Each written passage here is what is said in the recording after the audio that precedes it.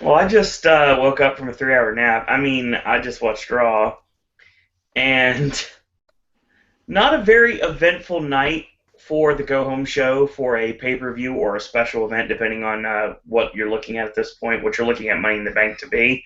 But a couple of things to progress storylines is pretty much what we've got out of tonight's Raw. As always, joining us for this WWE Raw Popcast is our not special guest anymore, but our newcomer to Pop and a new contributor to Pop on a regular basis, and that is Mr. Entertainment. Aaron, welcome. Thank you for having me again. Gladly.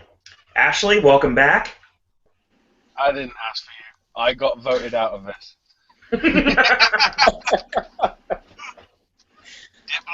immunity is all Owens said. I was like, look, that's one of the worst lines from Lethal Weapon 2. Come on. So basically, you entered a contest and you lost. Yeah, of which I was the only contender. Somehow I lost. It's like a bad city election. They gave it to a hanging Chad. I don't know what George W. Bush is thinking. It's like a bad city election when there's no competitor. It's just like, I'm going to run against nobody, and you win. But the bad thing is if you lost, it'd be even worse. I vote for Scott Steiner. I vote vacuum cleaner. Considering a vacuum cleaner can shatter a CD at 23,000 RPM, I agree. Right on. So, Raw tonight was live from New Orleans, Louisiana. And, of course, Dean Ambrose still has the WWE Championship held hostage. Showed many Instagram photos of him around on Bourbon Street with a guy that looked like Bray Wyatt. He was standing next to a lot of jazz greats, including, can't remember off the top of my head who was there. I was trying to think of Fats Domino, but I wasn't positive. What I think is so disturbing, they've took their bodies and encased them in, stone. Do you think this is a bit disrespectful? Oh my goodness, really? Yeah. Pretty sure that's not their actual bodies, actually. Sorry, I've seen too much Westworld. Fair enough. It is the home of voodoo, after all, so you never know. Exactly. They all come to life. All the statues come to life. I've played Tony Hawk's Underground 2 when everybody turns into zombies. I forgot about that. And the voodoo master's on his tricycle. That was the best character. Wow. What a way to start talking about Raw. The best thing is the zombie apocalypse happens, but the jazz band is still playing on the promenade. What? Don't forget, the band was still playing when the Titanic was going down. Oh, I was just about to actually say that reference for some reason. The Titanic got to do with New Orleans. Oh wait, tonight's Raw. I get it. Yes. Wow. Off topic real quick, I saw something like really odd over the weekend. I saw a tweet and it came in on my phone and I deleted it. I don't know why I did. Leonardo DiCaprio suing Kate Winslet. What? Yeah. I don't know. I didn't read it. I X'd it out somehow, I guess by accident. But the more I think about it, I'm like, oh, why is he suing her? Maybe because she left him drowned? There was a lot more room than just for one person on that door, okay? Yeah. I've said this for many years, and I'll continue to say it. She said, I'll never let go, and she did. So he's suing her for, perjury. Unreal. Oh, boy. Like this Raw, unreal. Something. Unwatchable in some cases. Unbelievable! Yeah, no, I would have to agree, not going too much into it yet, unwatchable at some points, because I think I didn't want to be too critical of tonight's show, and it seemed like the crowd was enjoying it, but I don't know. Seemed like there was a lot more talking than action in the ring. I don't know, Ashley. We could have played a drinking game with how many times I yawned when we were chatting before the show. Because I'd be flat out on the floor and snoring again, and we already know somebody doesn't like that. Why You got put on blast. I was gonna pay tonight's show to that FIFA movie that took only $900 at the box office. Oh, God. One theater apparently in Phoenix, Arizona, took $9 for the entire weekend, which meant one person went to see it the entire weekend. That's insane. And right when you said the word yawn, I yawned. Exactly. It's like you know, mind control. You say yawn, everyone yawns. Wow. This show was just wow. I just turned to Bobcat Goldthwait for a second there. I don't know what you're trying to say, man. What you trying to do, snarf? Yes. So yes, if you are in the chat right now, thank you for joining us. If you're not there yet, then hopefully you'll get there. It's going to be more entertaining than the show we're talking about. Yeah, pretty much. That's the reason why we're stalling like we are. Like we're stalling like we're the late great Chris Candido right now.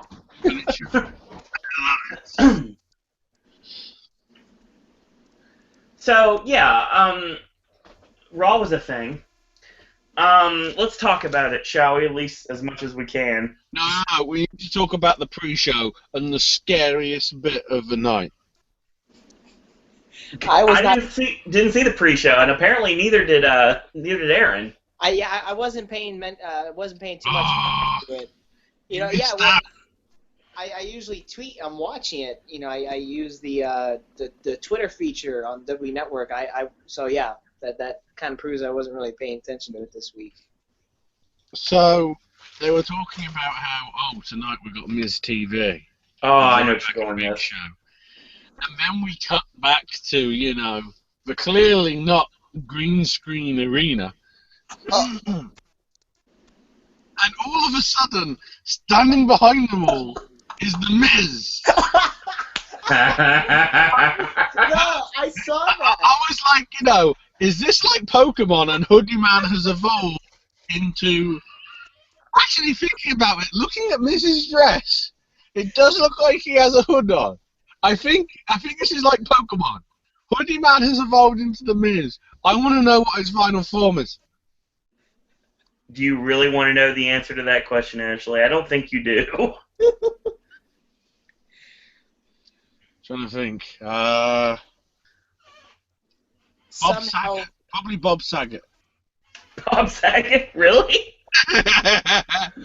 Nice. I saw that. I know what he was talking about. I wasn't paying attention to much of it, too much of the show, but I remember seeing that image, you know, because I was talking on the phone with a friend. That's why I wasn't paying attention too much of the show, and I knew what he was talking about now, and I looked at the screen weird. I was like, where the shit did he come from? I was like, what? You know, Seriously, it's an illusion now. It was like, for a minute I actually thought, did somebody bring in a cardboard cutout? Because the graphics were that crap on the green screen. Oh, wow. God. I like the shows that happen when they're actually at an arena. Because, you know, it actually looks real rather than, you know, somebody could literally rip open the green screen and just burst through it. Mm-hmm. Master style. I'll be more entertaining. Yeah, before we get started, do you guys want to talk Tough Enough first, and then we'll go into Raw? No comment, because my friend didn't go through. Neither did mine. Wow. You're being biased because of that? Let's talk about the main point. There are no relatively big-name indies this time in the list, other than the Big O. I think he's got biased because of Zack Ryder. And if I'm not mistaken, because I don't know how, I guess I missed all the segments that they were talking about Tough Enough. I really wasn't paying attention too much to them either. I haven't even opened the app yet, and I've had the app for well over a week. But if I'm not mistaken, I can't believe they actually put that guy who is Zack Ryder's bodyguard in through. Because that was just so obvious. When I saw the audition tape, Half of the men. It's like it's model photos. It's like the way they're taking the photos, their trousers can shave so their dick isn't showing, and what you can't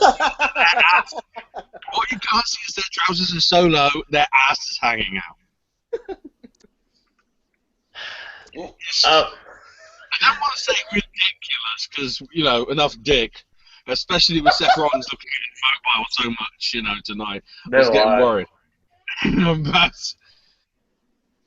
those shots, and, the one best bit was Owen not knowing what to call the Canadian. We'll talk about that, don't worry. Okay, so basically, there's going to be a training camp this week at the Performance Center, and they're going to decide who the final cast are going to be. And they're picking 13, is that what you told me, Ashley? Apparently it's 13 are going to be part of the program, yeah. And this time, they will actually select one male and one female, both as winners this time around. I think it's 7 men and 5 women. Possibly. It's possible. That would be somewhat messed up if the women... I can't count. That's 12. Probably then it's going to be 7 men and 6 women then. That makes sense, but I'm looking at some of these people, and I mean they just look like fitness models. I mean that's not a bad thing, but this is the WWE. Well, never mind. This is the Divas division. That's all they need. McMahon's company. This isn't NXT. This isn't Triple H stuff. This is Vince McMahon's idea. I remembered a lot of the faces, but not these. I remember not any of these faces. Like, if there was one that struck out to me, probably struck out to everybody else. I don't remember their names, but when they showed the faces of the top 40 at night, I was just like, who? I know the guy, Zack Ryder's bodyguard. I don't know any of these guys. Well, okay. First off, you can talk about the Big O all you want about the fact that he was quote unquote Zack Ryder's bodyguard, but Big O's got personality, and he was entertaining on Z True Long Island Story. This is coming from a Zack Ryder fan, so I mean there's that. He's worked on TNA. He was a part of Gut Check for TNA, so it's ironic he's actually doing Tough Enough. And he works for New York Wrestling Connection, which is the promotion that like Brian Myers comes from, and where Zack Ryder came from originally. So, well, he'll probably suffer the same fate like Gut Check. He won't make it through. No, he'll make it. He's one of the only people that actually has a recognizable face in this lineup. He'll make it. Well, yeah, no, I meant like as in terms of winning. I don't know. They'll probably go some stupid fitness model. Yeah. Let's see what we got here. We've got. So we got Alexander Freaky or Frecky.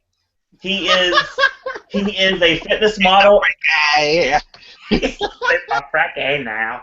He's he was in John Wick. Apparently, he's one of the guys in John Wick. I don't remember him, but he's in John Wick. By default, he's somebody that got shot because everywhere.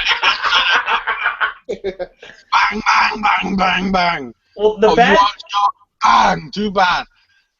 See, the bad thing about this whole lineup is a lot of these names are people that I've honestly never heard of or never seen, and there's not any information on who they are on here. That makes it even better. Well, so by the way, because I need to check this myself. Was it Pete Windsor? Yeah, it was P. Windsor, but I also went through toughenough.com, WWEtoughenough.com. Oh, I'm not giving them airtime. But I went through P. Yeah, I went talking about them. Damn it. I did go through P. Windsor myself, so yeah. There's an eclectic mix. Of It really is a lot of nobodies that we don't know. I don't know if they're going to be anything or not. I guess we'll see if they're going to end up being like. Who's going to follow Big Andy in getting fired 12 months later thanks to drug offense? No one wants to sign that poor guy. I feel so sorry for him. I hope they're asked the question. What's the best wrestling match ever? The Diva title match that's the one, yes. 10 years ago. Yes. And she's still in the company. Yeah, I know. It's literally like, the X Factor or American Idol. The ones that don't win get the career. She pinned someone on their back. Not while they were laying on their back. She pinned someone over their back when they were laying on their stomach. Okay, we've got some guy, Alexander Galizia from Springfield, Massachusetts. Hey. Yeah, that's right, Massachusetts. Amanda Sacamano from Yorktown Heights, New York. She is the WBFF Bikini World Champion. Except there's no such thing as bikinis in WWE anymore. I'd like to see her out of that bikini, to be quite honest. I don't recall what she looks like. Can you give me I need a visual aid here. I don't have any. She looks like a woman, I'm guessing. So it's not the she look like a man. No, none of them were in Nicole Bass. They all look like actual women. It'd be brilliant if I could find a picture of some of these ladies on here, or some of the guys, or so I could actually see what I'm looking for. And these people, I don't know who they are. So we'll continue. We have Ashley Urbanski from Oakland. We have Ava Knight Salika from Las Vegas. She's a boxer. She was actually in boxing gloves on her picture. I do recall that. Carly Marshall from Los Angeles. She, if I remember right, she looks pretty. You have Chelsea Green from Victoria, British Columbia. She is a Canadian independent wrestler by the name of Jaina. Yeah, that's right. I've checked it. That's the correct pronunciation. That is the only Canadian that made it onto Tough Enough. So anybody that wanted Lufisto to get a part of it, did not happen. Too bad.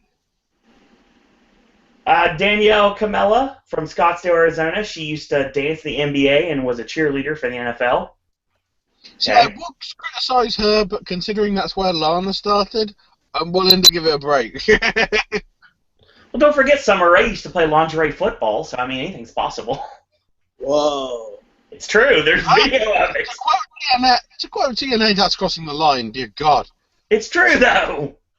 I know it's true, but I wouldn't put that on my CV. I would enjoy it. I'd run. I like Summer Rae. Everyone knows that. Yeah, no, I'm starting to like Summer Rae too, because yeah. I don't know, she got hotter. It was like Natalia, she got hotter. No, Summer Rae's always been gorgeous. I guess you can say that I've kind of been on that side for a long time. So anybody that jumps over there with me is awesome, but it's nice kind of being on the one side of the teeter-totter with no one on the other one. Oh God, I've just seen the next one. We have Daria Baronato from LA. She is an MMA fighter and an actress. Yeah, but also AfterBuzz personality? What is... Why have I heard of AfterBuzz before? Would AfterBuzz be where Renee Young came from? Was it? Well, it's the Canadian show that also has Jimmy Corderas on it and Arda Ocal, which, of course, he's on WWE television now, too. Oh. So basically, she isn't auditioning to be a wrestler. She's auditioning to be Renee Young. That's a really good way to look at it. You bastards. It's not called... Squeeze. I got them confused. It's not Aftermath, it's AfterBuzz. Sorry. Aftermath is the show that... Sorry, kind of... AfterBuzz... Energy drink gone wrong. AfterBuzz is an online television network that specializes in after-show podcasts. Yes, and they're awesome. My God, the Raw AfterBuzz TV show's on right now. I love Kathy Kelly. I just gotta get that out. Goodness gracious. I'd say the podcasts that happen on YouTube after Raw are much better than that crap. And again, we could be biased in saying that. Yeah, exactly. No lie. Yeah, All right. I just want to say those podcasts are fun, just like us. You know, they seem to have a lot of fun. Some podcasts sound like they're really having fun. Some of them are just going through the motions. It just kind of depends on what people want to listen to at the time. Right. Now, I don't know if we're going to move on from Tough Enough now, but why is there like 6, 7 finalists from Los Angeles? That's kind of like annoying. So they don't have to pay to fly them out to LA because they're already there.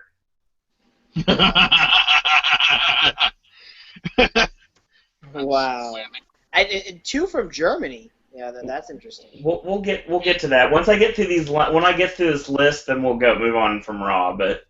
And then I'm going to let you plead for your friend, and I'm going to plead for mine. So we've got Diana Dahlgren from Spokane, Washington. She was a 5-time Miss Motocross and an IFBB athlete. Does that mean she's actually done stuff on bikes? It's possible. We have a Pittsburgh indie worker by the name of Cassidy Stone, Dawn Arner. We have a fitness model and competitor from Southington, Connecticut, Gabby Castrovinci. I saw some hype for her actually, from like David Hero on Twitter. Yeah, that makes sense. Probably get a job there anyway. Georgia Piscina from Brisbane, Australia. She's a BFF pro bikini model. What is this BFF? Best friends forever? Like what? The beautiful, fierce females pro bikini models. Oh, okay. We got Hank Avery Jr. from Macon, Georgia. Jason Vasquez from Oaklawn, Illinois. Jeremiah Kingdom from LA.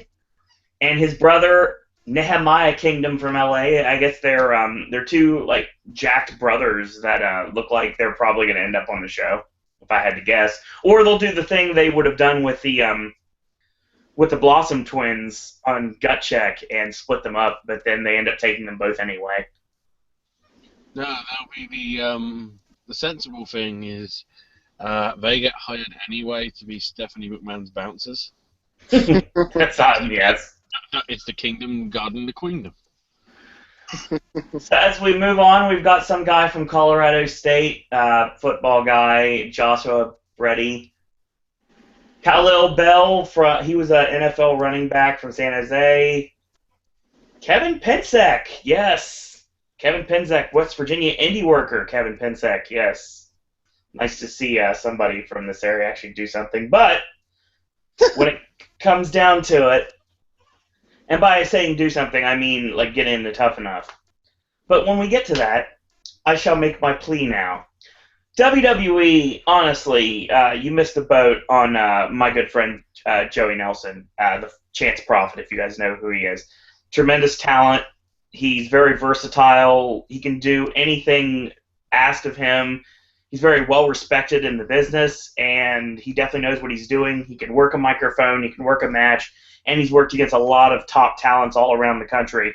So I don't understand why, if you're going to look to bring in an indie talent, why would you not bring in someone like Joey Nelson?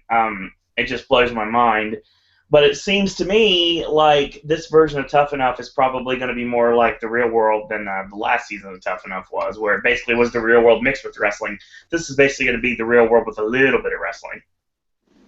But we'll see how it goes, I guess. We'll see how many actual wrestlers or people with wrestling backgrounds make it into the final cast. We have actors, models, bodybuilders. You have Mike Hayes from Ohio Valley Wrestling. I thought that was nice he got in there. Michael Hayes? What? He's cheating. No, it's not that Michael Hayes. Just clarify. No, it's not. It's definitely not that Michael Hayes. Because if you want to go look at what Michael Hayes looks like, you'll see that he definitely does not look like the Michael Hayes you know.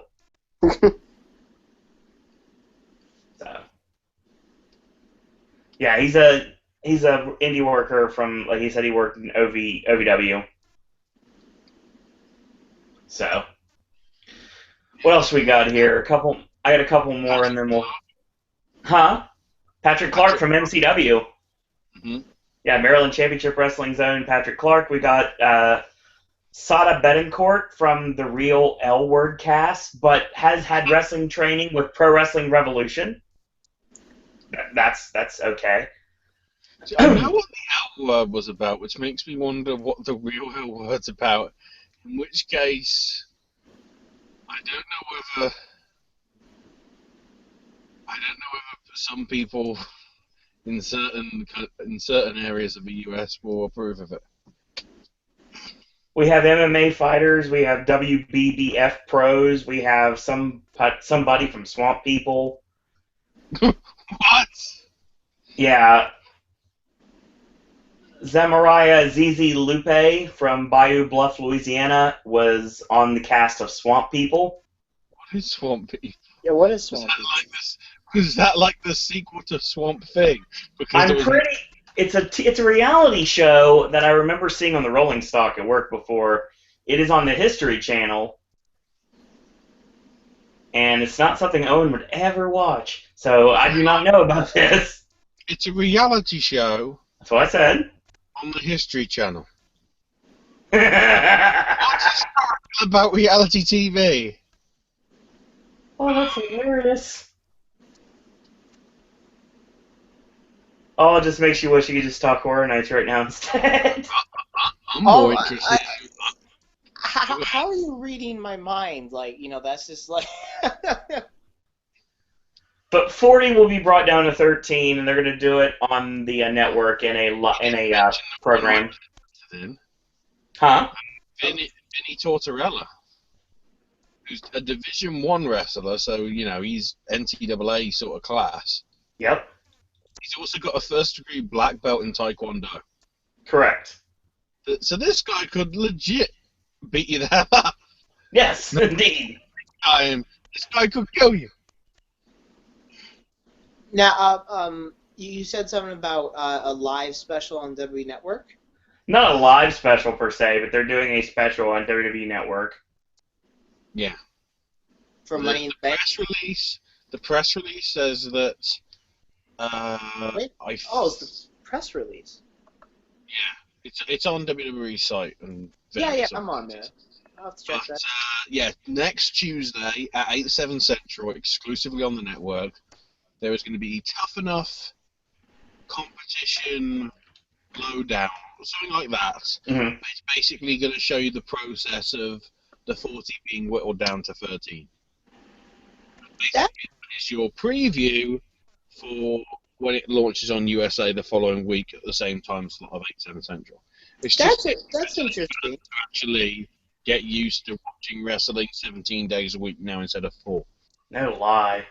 I feel as if they should air these tryout camps live.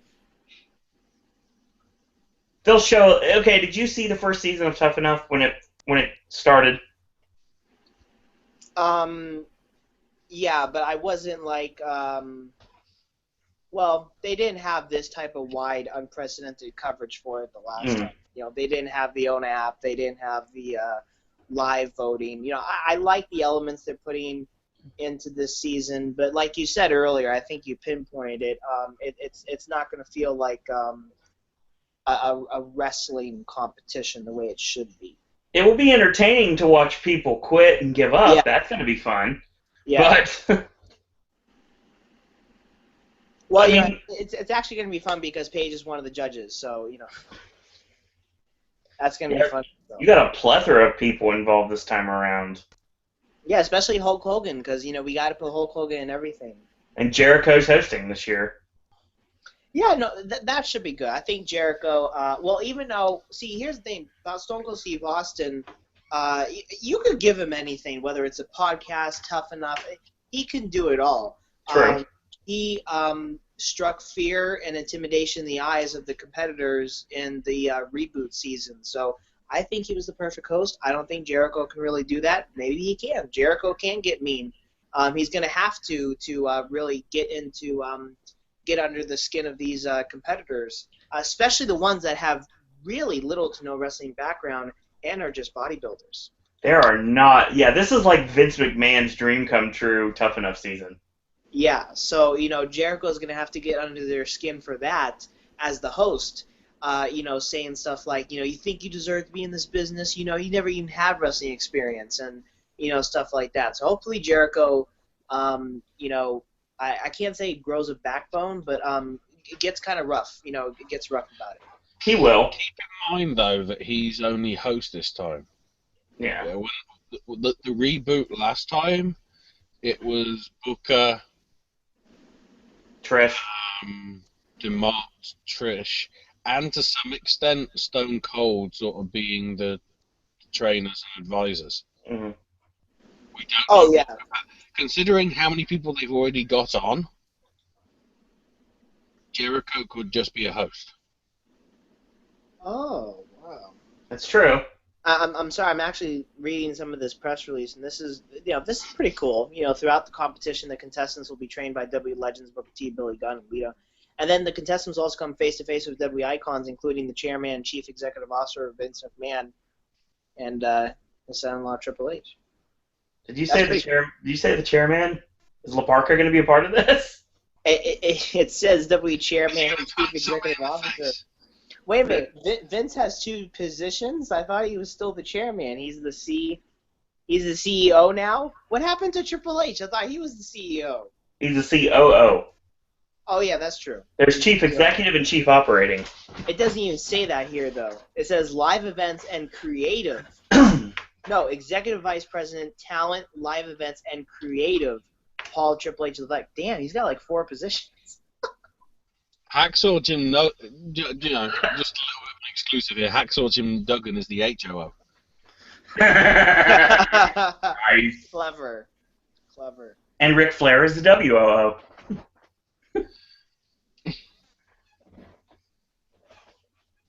And Hoodie Man is the BOO.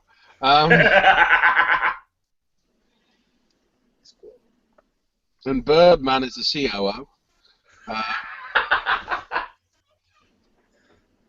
Birdman can't be the COO because Triple H is.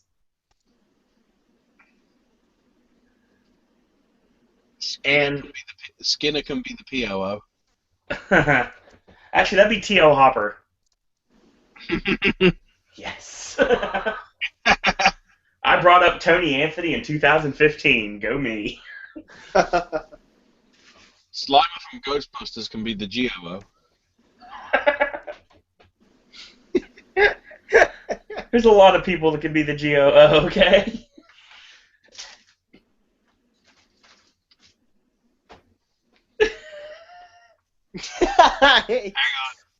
Hang on, there's one more. Well, Scooby's the DOO. True. Trying to think. Ermintrude the cow from the Magic Roundabout is the MOO. And Ice Monday Night Raw was the NOO. No! Oh, God. See, we compared Raw to Hayden Christensen, so we now can start talking about it. Yeah, that seems only fitting. Okay, speaking of the BOO, John Cena comes out first. Like, we haven't seen that before. And the crowd just gives him the business from second he walks through the curtain. Like always. But this time it seemed to be a lot louder and a lot more stronger. So Cena cuts his normal diatribe. He says Kevin Owens fights to prove that his time is up and Owens' time is now. Cena proves that impossibility is only a word. There is no safer bet on Sunday than to bet on John Cena. We'll see come the end of this podcast. Kevin Owens comes out. John, all you're doing is proving my point. You're delusional if you think you'll beat me at Money in the Bank. People are tired of watching you come out at the beginning of Raw. Isn't that Triple H? Not John Cena? Sure. I mean, I'm saying it from that perspective. John Cena doesn't really open Raw very often. What was that word that you said, you know? Good job, WWE writers. What was that word again? Which one? Was it immortality? Yeah, good point. Tina's word, what was it? I'm not sure anymore. Go back in your notes. I don't have it in my notes. You made a, you know, he stabbed Impossibility. possibility. Right. Yeah. Trying to prove that the impossible is just a word. I'm trying to find as many anagrams for impossibility as I can find. So, Owens proposes an open challenge for the NXT Championship instead. What happened on SmackDown, which we didn't get a chance to talk about. Zack Ryder accepted the challenge. Who was not on Raw tonight, by the way. Cena says, I got a hell of an idea, and I accept. So we're going to get John Cena and Kevin Owens for the NXT Championship. Something I talked about a while back. Owens like, you know what, you're delusional. We're going to fight this Sunday, so we're not going to fight tonight. Cena says, so it's an open challenge, except for me. Okay, I get that. And then when he says, when I issue an open challenge, I want to fight any and all comers at any time I want. So how about right now we start this open challenge because I'm the man to beat, and the next person that comes through that curtain can face me, or Owens basically says, you know what, my championship means the most, so how about that person can choose which championship they go after. I was just... What are you laughing about? an anagram of impossibility. Oh, jeez, what is it? Limbo I tipsy-ish. See, that sums up tonight's Raw. I can vouch, Ashley's not drinking, he just is that bored. Limbo I tipsy-ish, there you go. You know, I wasn't... If you ever see that in an anagram question in your local newspaper, you know it's an impossibility. It's impossibility. And, you know, I was still on the phone with one of my friends during the start of Raw because, you know, John Cena was on, and yeah, I just wanted to keep talking to my friend. I was like, oh, you know. And, Priorities, Aaron, priorities. Yeah. But then Kevin Owens came out. I said, okay, all right, I got to go. Shit's about to go down. I hope that's the exact words you use. Yeah, no, it was. It was. Technical term, by the way. Shit is about to go down. Oh, God. Well, okay, it's going to get interesting now. KO's out. KO with a new shirt. Just kidding.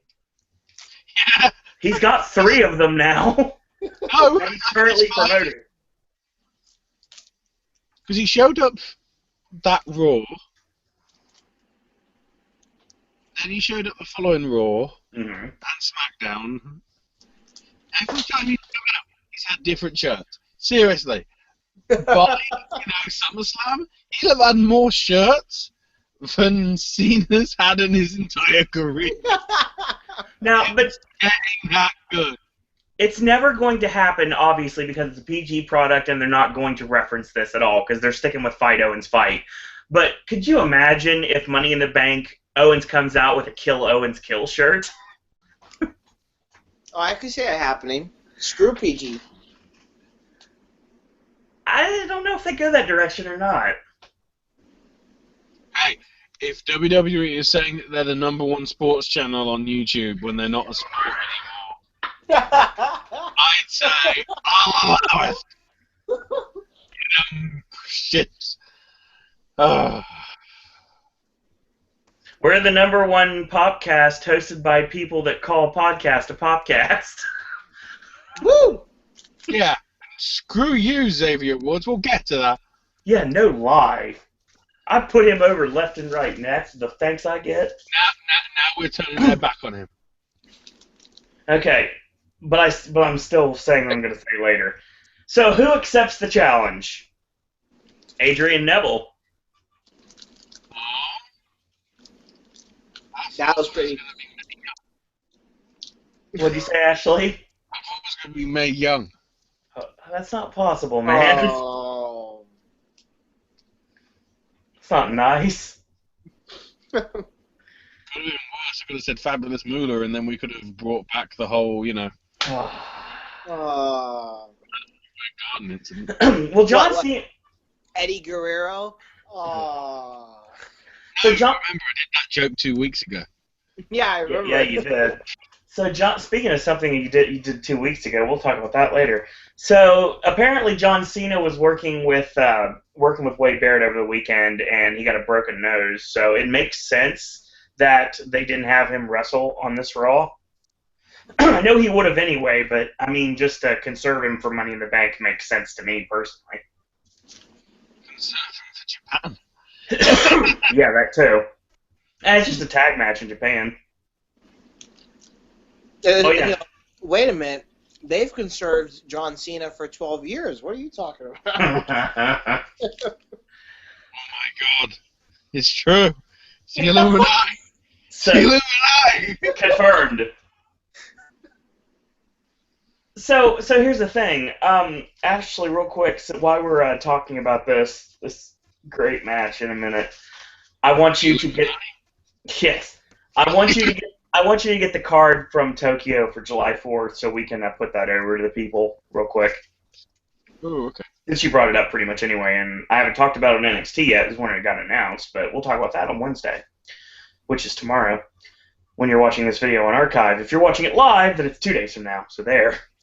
Is there a name for this live event on July 4th? It's called Owen Has to Be Up at the Butt Crack of Dawn to watch professional wrestling and then talk about it for 2 hours. That's what it's called. Ashley's just sitting pretty. It's like 2 in the afternoon. WWE is celebrating the 4th of July by having a show in Japan and a show in Canada. What? Talk about your allied powers. And we just got a viewer on that comment. That's even better. That's funny. It's true, ladies and gentlemen. It is. July the 4th, they're going to go to, I think it's Winnipeg, Manitoba, and Tokyo, actually for 2 nights. Return of Funaki is imminent. He's not booked for this show. I don't know about that, son. Yeah, no, it was a joke. But yeah, no, it was interesting when they made that announcement. I was like, well, okay, is it a WWE event or an NXT event? Because it sounded like NXT was. Well, Triple H tweeted, NXT is truly global. We're going to be in Japan on July 4th. I'm like, well, there's only an NXT Championship match, and then. We're gonna get Brock Lesnar. We're gonna get Brock Lesnar before SummerSlam. That's awesome. Yeah, we are.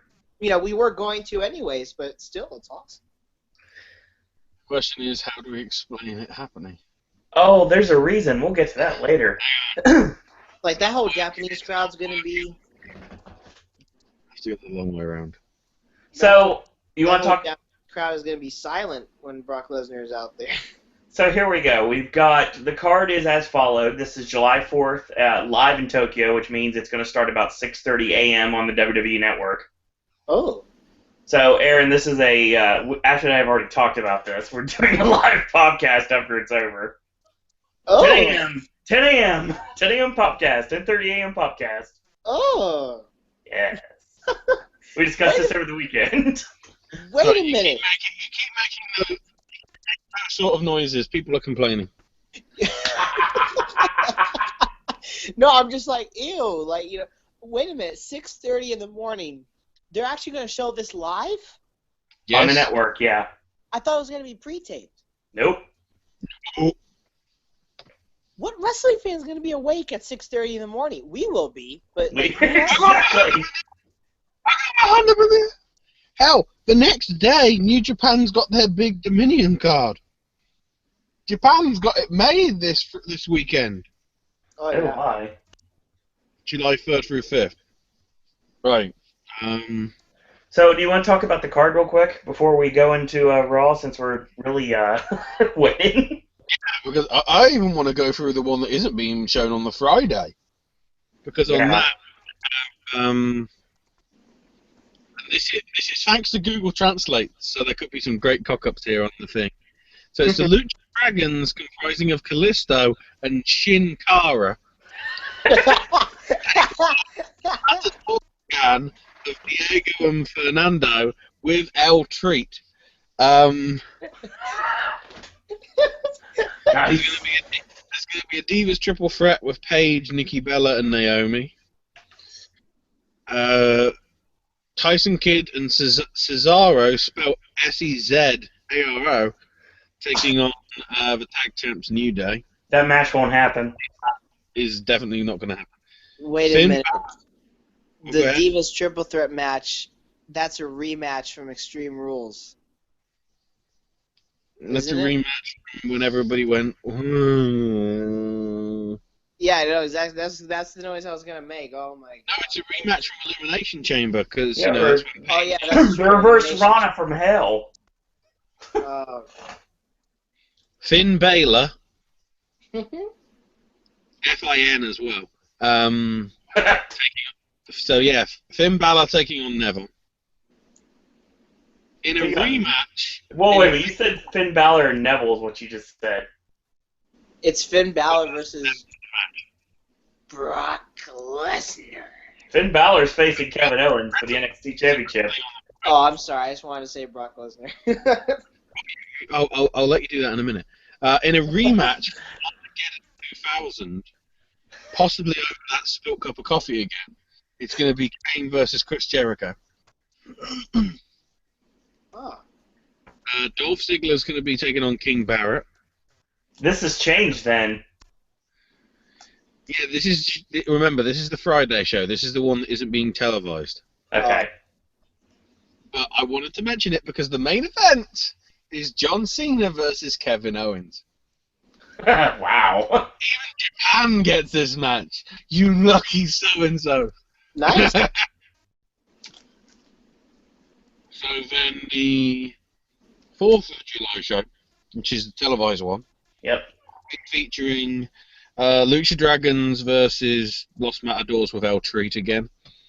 The Divas triple threat with Paige, Nikki Bella, and Naomi again. Ugh. The New Day of Big E and Iguzabia Woods taking on Tyson Kidd and Cesaro. No, that won't happen. Neville versus Chris Jericho. Yep. Balor versus Owens for the NXT title. Kofi Kingston taking on Brock Lesnar. and Wow. the main event, because you know this is truly a main event. Cena and Ziggler taking on Kane and King Barrett.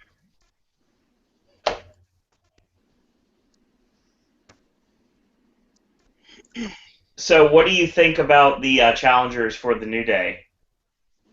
We're gonna witness the death of Kofi. We'll get to that later, trust me. The on behalf of for the injury became Japan's stop Rusefu match against United States champion John Cena has been determined. In Japan was first broadcast on May 29. Wax #conflict with Cena from 11:47 NXT champion Kevin Owens that someone broke out. Just struggle drama of ongoing becomes a directly landing in Japan. And the participation of Emergency War Brock Lesnar, which was decided in addition. WWE Japan Tour is increasingly attractions-packed. Well, here's the problem, though. Remember the original match for Finn Balor? It was against Chris Jericho. He doesn't need to be the one behind the 1 in 21-1 anymore. He needs to be Emergency War Brock Lesnar. That's so true. Emergency War Brock Lesnar. Yeah. In case of emergency war, press Lesnar. And then he'll make the noise he did. Down 19 for Jimmy Johns. That was really funny because I didn't know what came out. Like when that happened, I think it was on Raw, and when that happened, I'm like, what the hell had just come out of his mouth? Like,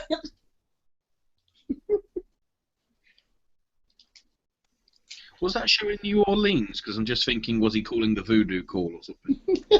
That's one way to look at it. And we're still not talking about Raw. Okay, so obviously Cesaro and Kid are not going to be facing the New Day. I'm not exactly sure the New Day will be tag champions by July 4th, but who knows at this rate. they will be. Maybe. Yeah. Not necessarily. And, I mean, there's a lot of, just regular matches on this card. So, I mean, Balor and Owens is enough to make me wake up for. Jericho and Neville is going to be really good. I mean, this is a match I've actually been wanting to see for a while. Like I said, I really wish it would have been Jericho and Balor, because that was the original match before they did Balor and Owens. Brock and Kofi, there's more to meet the eye to that one. We'll talk about that one in a little bit. The Dolphin Cena versus Barrett and Kane match, I think the only reason the match exists with Kane is because that probably should have been Rusev.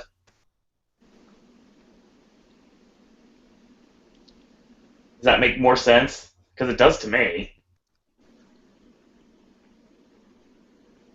If the feud continues between Rusev and Dolph Ziggler, which it kind of is tonight. Well, we're not getting to Raw yet. We haven't even got into Raw yet. Yeah. All right, so we start off the show with Neville accepting the open challenge, and he says, you know what, I'd love to fight you, John, one of these days, but I got something else in mind for tonight. You have to understand. And Cena steps out, and Neville says, you know what, Kevin Owens isn't worthy of that championship prize.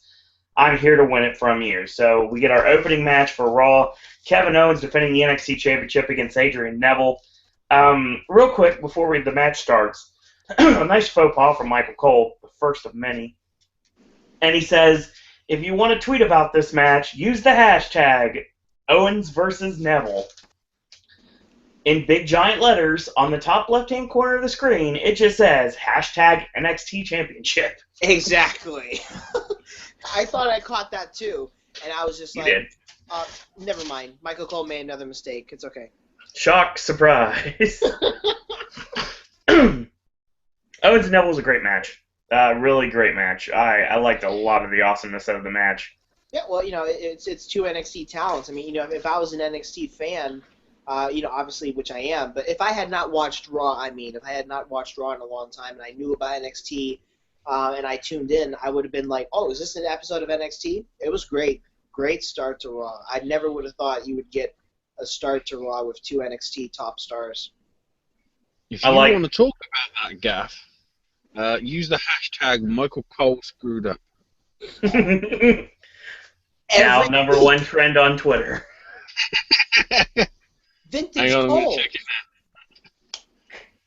Every week. And I mention him in tweets about it so that way he can notice his mistakes, but he never tweets me back. I know. He just keeps stealing from us every week. Yeah. He's like, oh, they said I made another mistake. Let me think of another one to make next week. So let's go to the end of the match here. Standing sidekick connects on Owens. He heads up top, going for the red arrow, but he gets knocked off. Tossed off to the ropes, pop-up powerbomb, 1, 2, 3. Owens wins. Another clean victory for the NXT champion. And Owens win. Yeah, exactly. Owens holds the ropes open for Cena. Cena slides under the bottom rope to meet him, and Owens just powders. So, Run, Owens, run. Yes. It's not run, rabbit, run. It's run, Owens, run. So, yeah, because it is the season for Horror Nights after all. But yeah, the match was really good. I really liked a lot of the awesome spots in the match. Midway through, Neville goes for, he was setting up for the springboard, but instead of a springboard, he ends up going for a slingshot. Gets caught in the F sank, and it gets countered into a DDT. Looked awesome. I like in the middle of the match, there was one snafu that came off, and that was when Neville does the spring to top moonsault to the floor. and basically he completely missed Owens, and Owens basically caught him. He caught Owens' wrist. Unbelievable. That is things like that happen sometimes. Owens breaking out the steam breaker was nice, and the deadlift German suplex from Neville with a near fall. I like that, and I like the tease of the Red Arrow a couple of times. Early on, right away, he snaps off with a snap Rana, the Spaceman plancha, and the standing shooting star press. And later on, Owens hits the cannonball in the corner, and I mean, the fireman's carry into the gutbuster, Malenko style, and then the sleeping back senton for the near fall. I mean, this match was good. Really good match. A good way to kick off the show. And John Cena, I guess, I guess after one match, you know how to, someone's fighting style. That doesn't really make sense to say that. Like, after one match, I know how Owens fights. Can you elaborate for everyone, because I'll be honest with you guys, I was chatting with Ashley during this, and I was taking notes like I normally do. I was not paying attention to commentary here. I usually don't. Obviously, when you're a commentator yourself, you kind of block it out, or because you just like, I can't deal with this anymore, because I just can't make fun of commentary anymore. It's physically taxing. So can you tell me right now, Cena, to me, at least in a little bit I caught from the captioning, Cena came off very robotic in what he was saying on commentary. Can you elaborate a little bit for everyone, Aaron? Well, yes, sir, Owen Disney, of course. Sweet. But basically, it just struck out at me. I don't really listen to commentary when there's special guests on, unless it was, people that were destined to be on the commentator's table, like CM Punk and there was another one. It wasn't JBL. Mick Foley. When they were special guest commentators. There's just one comment that John Cena made, and he said, Kevin Owens shocked me. He shocked in the Universe as well, beating me. He's 1-0 against me. I now know how he fights. So I think I'm better. I think I'm better enough, or I have enough, in me to beat him at Money in the Bank. And I don't know. Maybe it's just me being critical, but I just, I was seriously thinking, well, how after one match, how do you already know his fighting style? I guess you have to know somebody in the ring in order to be able to do that, but Yeah. I guess you can say you've watched so many matches that you think you know the person, and then they throw something out of nowhere, which is completely not in their wheelhouse. So that's another way to look at it, too. Yeah, he probably should have said that. Obviously he wasn't going by a script. It was just coming out of his mouth, off top of his head. Because Cena's cool like that. He doesn't need a script. It's true. Cena can hold himself well on the mic. He does not need a script. They can just tell him what to say, and he'll say it, and he works well with the crowd. When we were talking about when we started discussing Raw, when he came out through the curtain, everyone was just giving him heat. He takes it in and he works with it. That just one comment just stood out to me, and it just didn't make sense. But other than that, I didn't let that sour me during the match. The match itself was good because, we got to see NXT kick off the show. When do you ever see Raw? You got to think of it this way also. NXT has taken over Raw the past month. Debuts the debuts have kind of settled down, which sucks. Kevin Owens, the biggest debut, along with Sami Zayn. Second behind Kevin Owens. I think Kevin Owens was the biggest debut. I had the biggest reaction when Kevin Owens came out to Cena 3 weeks ago or 4 weeks ago. Now you have NXT stars taking over the start of the show instead of the Authority running their mouths. So NXT's coming a long way when it comes to mainstream television. Well, the big problem is if you keep using NXT over and over again and you keep putting them on the main roster, when you actually get NXT television and you keep bringing people up, eventually there's not going to be enough talent left in NXT. Well, no, we discussed that before. I mean, if you watched the AfterBuzz WrestleMania weekend exclusive video interviews with all the people, which was very entertaining. I was busy all WrestleMania weekend watching these videos. They did a great job with their coverage. It was at WrestleMania convention. One of the people, I guess, who used to work at AfterBuzz TV now works at WWE Performance Center.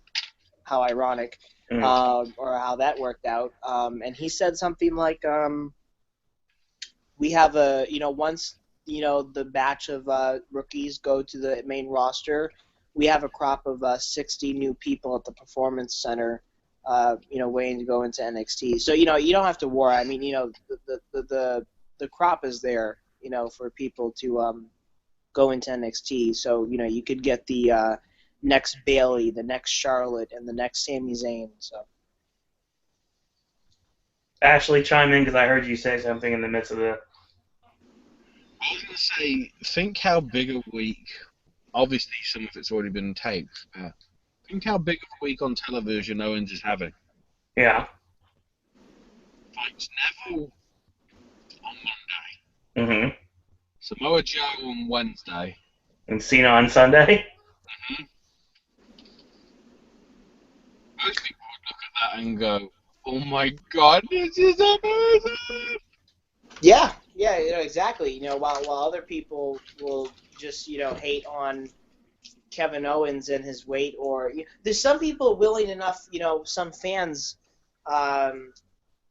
willing enough to say NXT sucks, and then that's probably someone who doesn't have the network or doesn't have $10 to have the network. So you can't really draw conclusions from NXT, even though they're being on the main roster a little more. They're having a little more presence on the main roster, well, because they deserve it.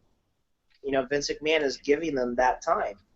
He's the one that signs off these storylines, so.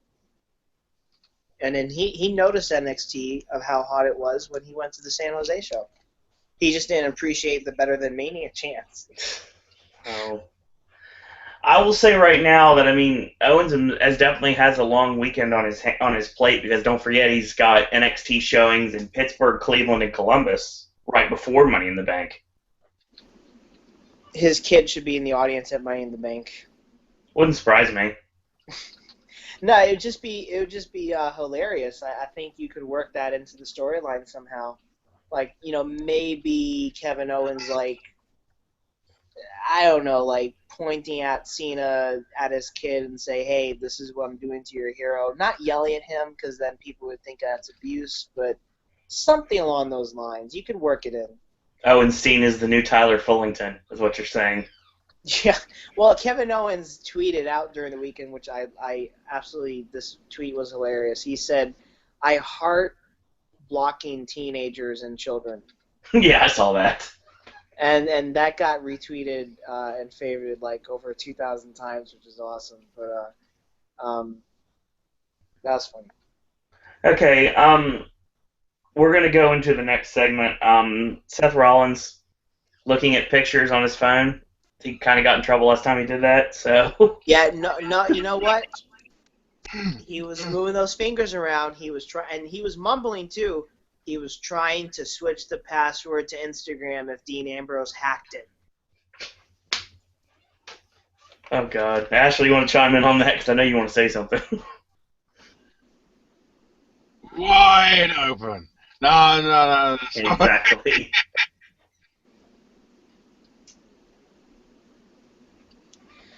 All right, that's all you're going to say?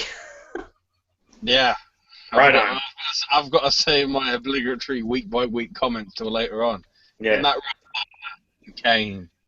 Oh, God. So Triple H and Stephanie show up, and basically Rollins said last week he wants to be on his own, so Triple H and Stephanie call his bluff. And he's like, "No, wait a minute, I wasn't talking about you guys. I respect you guys. I was talking about J&J and Kane." Of course, he rips on Kane again. I was like, "Are you guys going to be there, right?" He's like, "Yeah, we'll be there, but we're just going to observe that you can beat Ambrose on your own. How about tonight you pick your opponent as a tune-up match?" And Rollins like, "Yeah, that's right. You're confident in me. Thank you for that confidence. I'm not going to let you down." And, of course, we use the line from the T-shirt, "Hey, Seth, we're banking on it." I was going to say, if it's Seth, might have had a W at the start of it, not banking. Oh, God. Sasha calls gimmick infringement. I guess that's the response you were looking for earlier, Owen. Yes. We get to see Renee Young, which always lights up the television like she always does, and she's with Nikki. And Nikki is still the face by de facto, I guess. I don't know. She isn't. No, by de- Yeah, no, face. Heel. Yeah, what? No, wait a minute. I got it. I think I got it tonight. She was wearing black. Tonight she was heel. Oh God. I figured it out. We have Uh. we have to look between the lines and see what she's wearing. I was going to say, if you look between the lines, they were written poorly. Yeah, no lie. But I like. Do you guys notice her hair though? Why does her hair have to be that long? I literally feel like I just want to pull it. I want to hear what you want to do, Nikki Bella, Aaron. No, not that way. I'm just saying, like, literally rip it out. Why is the hair that long? I mean, you know, it's stupid looking, and it's almost like it's different colors. You brought up the Kardashian connection. I really think there's something to that. Well, now there is, because she literally looks like one now. I mean, with the long hair. I mean, I don't know what she's doing. It's really ruining her image. That's why she is the definition of not just a paper champion, but a plastic champion. I just do not get how she's had the title belt this long. I don't get it. I'll never get it. And honestly, this is going to be the unpopular opinion. I'm positive, because this is the internet we're talking about, but I think Brie's better looking, but that's just me. Well, no, she is, because she's real. One's real, one's fake. It's true. All I have to say is I blame John Cena. That's enough said. Speaking of playing the blame game that the promo goes on, Paige is frustrated. I feel sorry for her. She blames anyone else but herself. Paige may not like the world she lives in, but she's not good enough to change it. It's Paige's house, but she's living in a Bella's world. This is my house! That's merchandise waiting to happen. Bella's World t-shirts, like baby tees for girls, and hashtag empowerment on the back of it, something like that. When you can have Bella World. John Cena's got his own workout gear, so why don't we have Bella World workout gear too? Yeah, release it, with the tap out stuff in 2089 as they keep advertising. If anybody still gives a crap. Please make it stop. Bella workout gear. Bella push-ups in the middle of the match. That's a babyface thing to do. Yeah, I saw that. The only thing good about Nikki Bella right now is any other guy would agree is her ass. When she makes that entrance and she grooves it. And grooves it? I don't know. Is that the wording you were looking for, Aaron? Grooves it? I don't know. No, I don't know. Somehow I'm getting... WWE Films presents the classic remake. How the Bellas got their groove back. What the hell? So the Bellas are going to remake Roll Bounce, is what you're saying. That's the only good thing about Nikki Bella right now. So she's getting better in the ring, but I mean, I don't see it. I would appreciate to hear why not just you, but everybody else is saying that too. But not everybody else though. Everybody's got a lot of my same opinion. Getting better. That doesn't mean anything, though, Aaron, in the long run. Oh, yeah, no, I understand that, but I just don't see it, though. I don't see where the improvement is, It's going to be really hard. I think someone like Eve Marie, I'm going to be critical on because of all the criticism that she's gotten, and obviously she's clearly not liked in NXT. I still have to see that episode. I think it's pretty funny. I heard it's pretty funny. She royally sucks on the microphone, but she's getting decent. She's getting okay in the ring. Yeah, but you gotta be packaged, the whole 9 yards. You gotta know how to talk to the mic and know how to wrestle. So they can't just they can't throw her in there and know how to wrestle without talking on the mic. Just like Dana Brooke, who God, from talking on the mic and then changing her voice to NXT is my playground. I feel like there's a paperclip on her nose. Holy shit! I just thought she was on the Popcast. Wow! What the hell? that was an amazing transformation right there. But it's really bad. But like you guys were talking about Nikki Bella and her posterior, but come on, I mean, I got what I wanted tonight on Raw, so I got to see Summer Rae. So I mean, that's who I like. That's who I enjoyed looking at when it comes to attractive ladies in the WWE. Her and Emma both. Oh yeah. Oh, are you kidding? Emma's like, oh my god, like She's a vamp. yeah. Just I like it. I don't even care if she like stole something now. Like, Is this... What cell phone case are you talking about? no, because like the mugshot wasn't really pretty. Oh my Walmart God. and their cameras. I like the new look, so. Yeah, evil Emma is awesome. Yeah, I got to see my girl Summer Rae on television. It always makes me happy. Screw Nikki Bell at this point. Some They, people would, Owen. Some people would. and I'm on the Summer Rae bandwagon, so yeah, we may be small, but we are mighty. So there you go. So, speaking of Nikki, I don't even know. no, I don't think so. What am I, Seth Rollins? No. Hey! hey! It's Seth Rollins, don't you? He laughs like a weasel. That's Show. Now Seth Rollins is on the show. What is going on? So, yeah, no lie. But basically, yeah, baby faces don't do push-ups in the middle of a match. That's dumb. Basically just not taking her seriously at all. Summer Rae hit the wheel kick, but she only got a near fall out of that. Nikki ends up hitting the springboard round kick and rack attack for a 3 count. Match over. There's going to be a match between Paige and Nikki at Money in the Bank. We'll talk about that at the end of the podcast when we give our predictions. Let's talk about Aquaman. Roman Reigns is out next.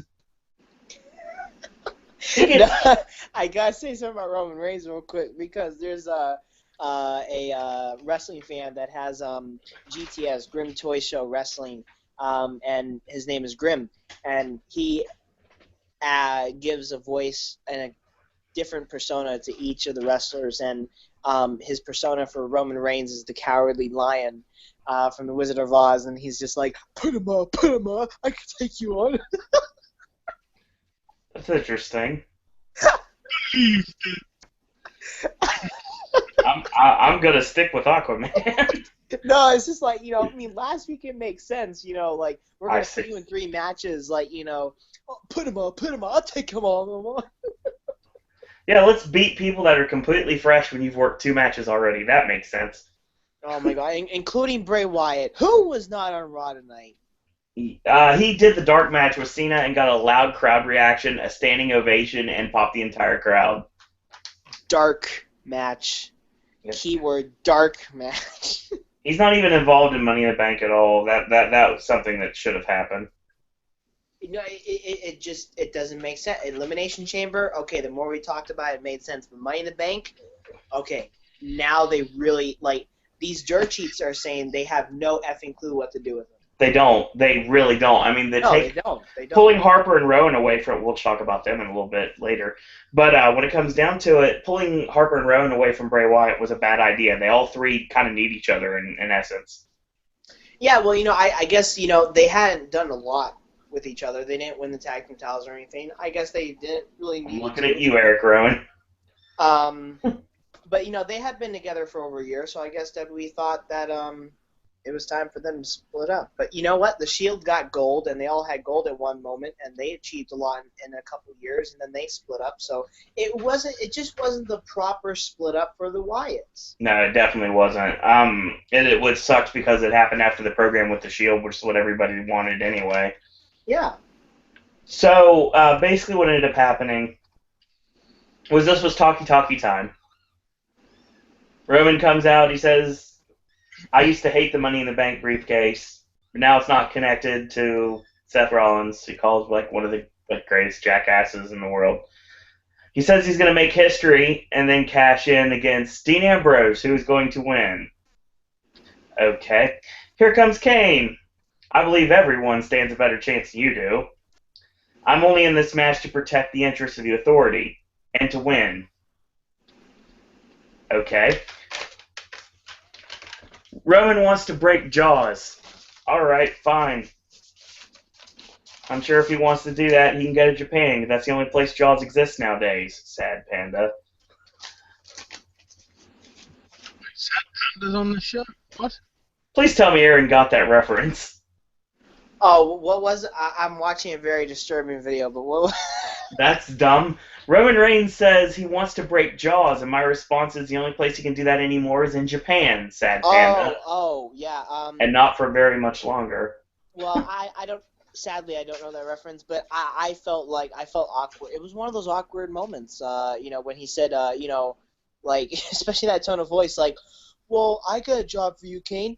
How about you come in this ring and I break your jaw? Like, it was just really awkward. Like, these lines that he's either given or he makes them up himself are just, they're not working for me. No, he's not coming up with these himself. These are definitely writer lines, and writer lines have to make him understand that Roman Reigns has a personality. I know I give him a lot of crap, call him Aquaman, stuff like that. I don't like the guy, but personally, he does have a good personality and a likable personality that fans can get behind. If they don't make him hokey, John Cena-like, which will not work for Roman Reigns at all, and it doesn't work for him. Yeah, exactly, because nobody wants to see another John Cena. You can have the next John Cena, but a totally different personality. And I can't believe you didn't get the reference that he wants to break Jaws. The only place you can do it is in Japan, because that's the only place that Jaws still exists at Universal. Oh, well, see, I told you, I don't know much about Universal Studios Japan, so they have. Did you know something about Jaws?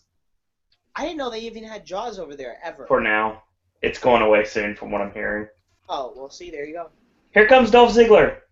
Hi, I want to know what the disturbing video was. Was it the intro to my Gaming with Ash video from this week? No. No,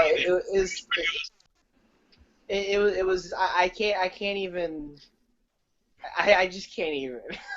Why would you watch videos while you're on the podcast? No, because it was on Facebook, and you know how Facebook videos automatically start playing. My last video. Watch it now. Open up another window and just watch it. Then put in the comments, what the hell? WTF. Hashtag Michael Cole screwed up. I am doing that now. Oh, let me see if you guys noticed this mistake from Michael Cole. He even messed up. He said Dean Ambrose will be defending. I should say Seth Rollins will be defending the WWE Championship against Dean Ambrose. Someone called him out on that on Twitter. Actually, I saw that too. Oh yeah, see, I knew I wasn't the only one that noticed it because they're very clear mistakes, and he makes them once or twice or even 3 times per week. What is going on? Yeah, sometimes I think it's done on purpose just to troll people. It could be, because, WWE are really trolls sometimes. Yes. Big trolls. So much they belong in Norway. Ooh, too soon?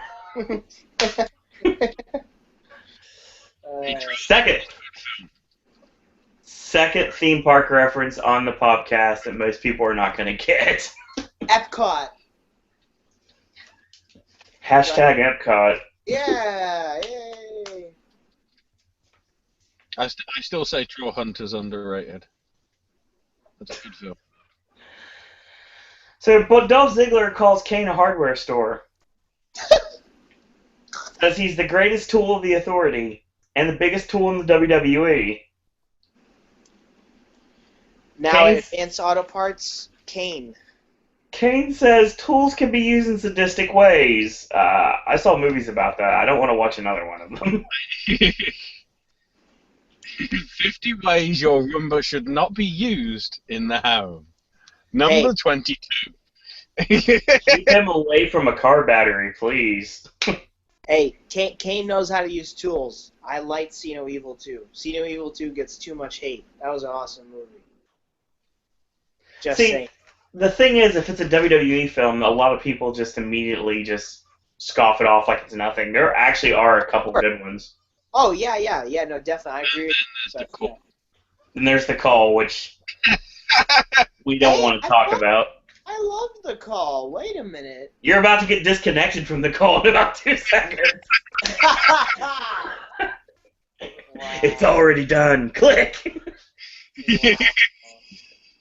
No, I don't know. I really liked it though. I mean, obviously, looking back at it, because I guess I didn't know that they were married at the time or dating.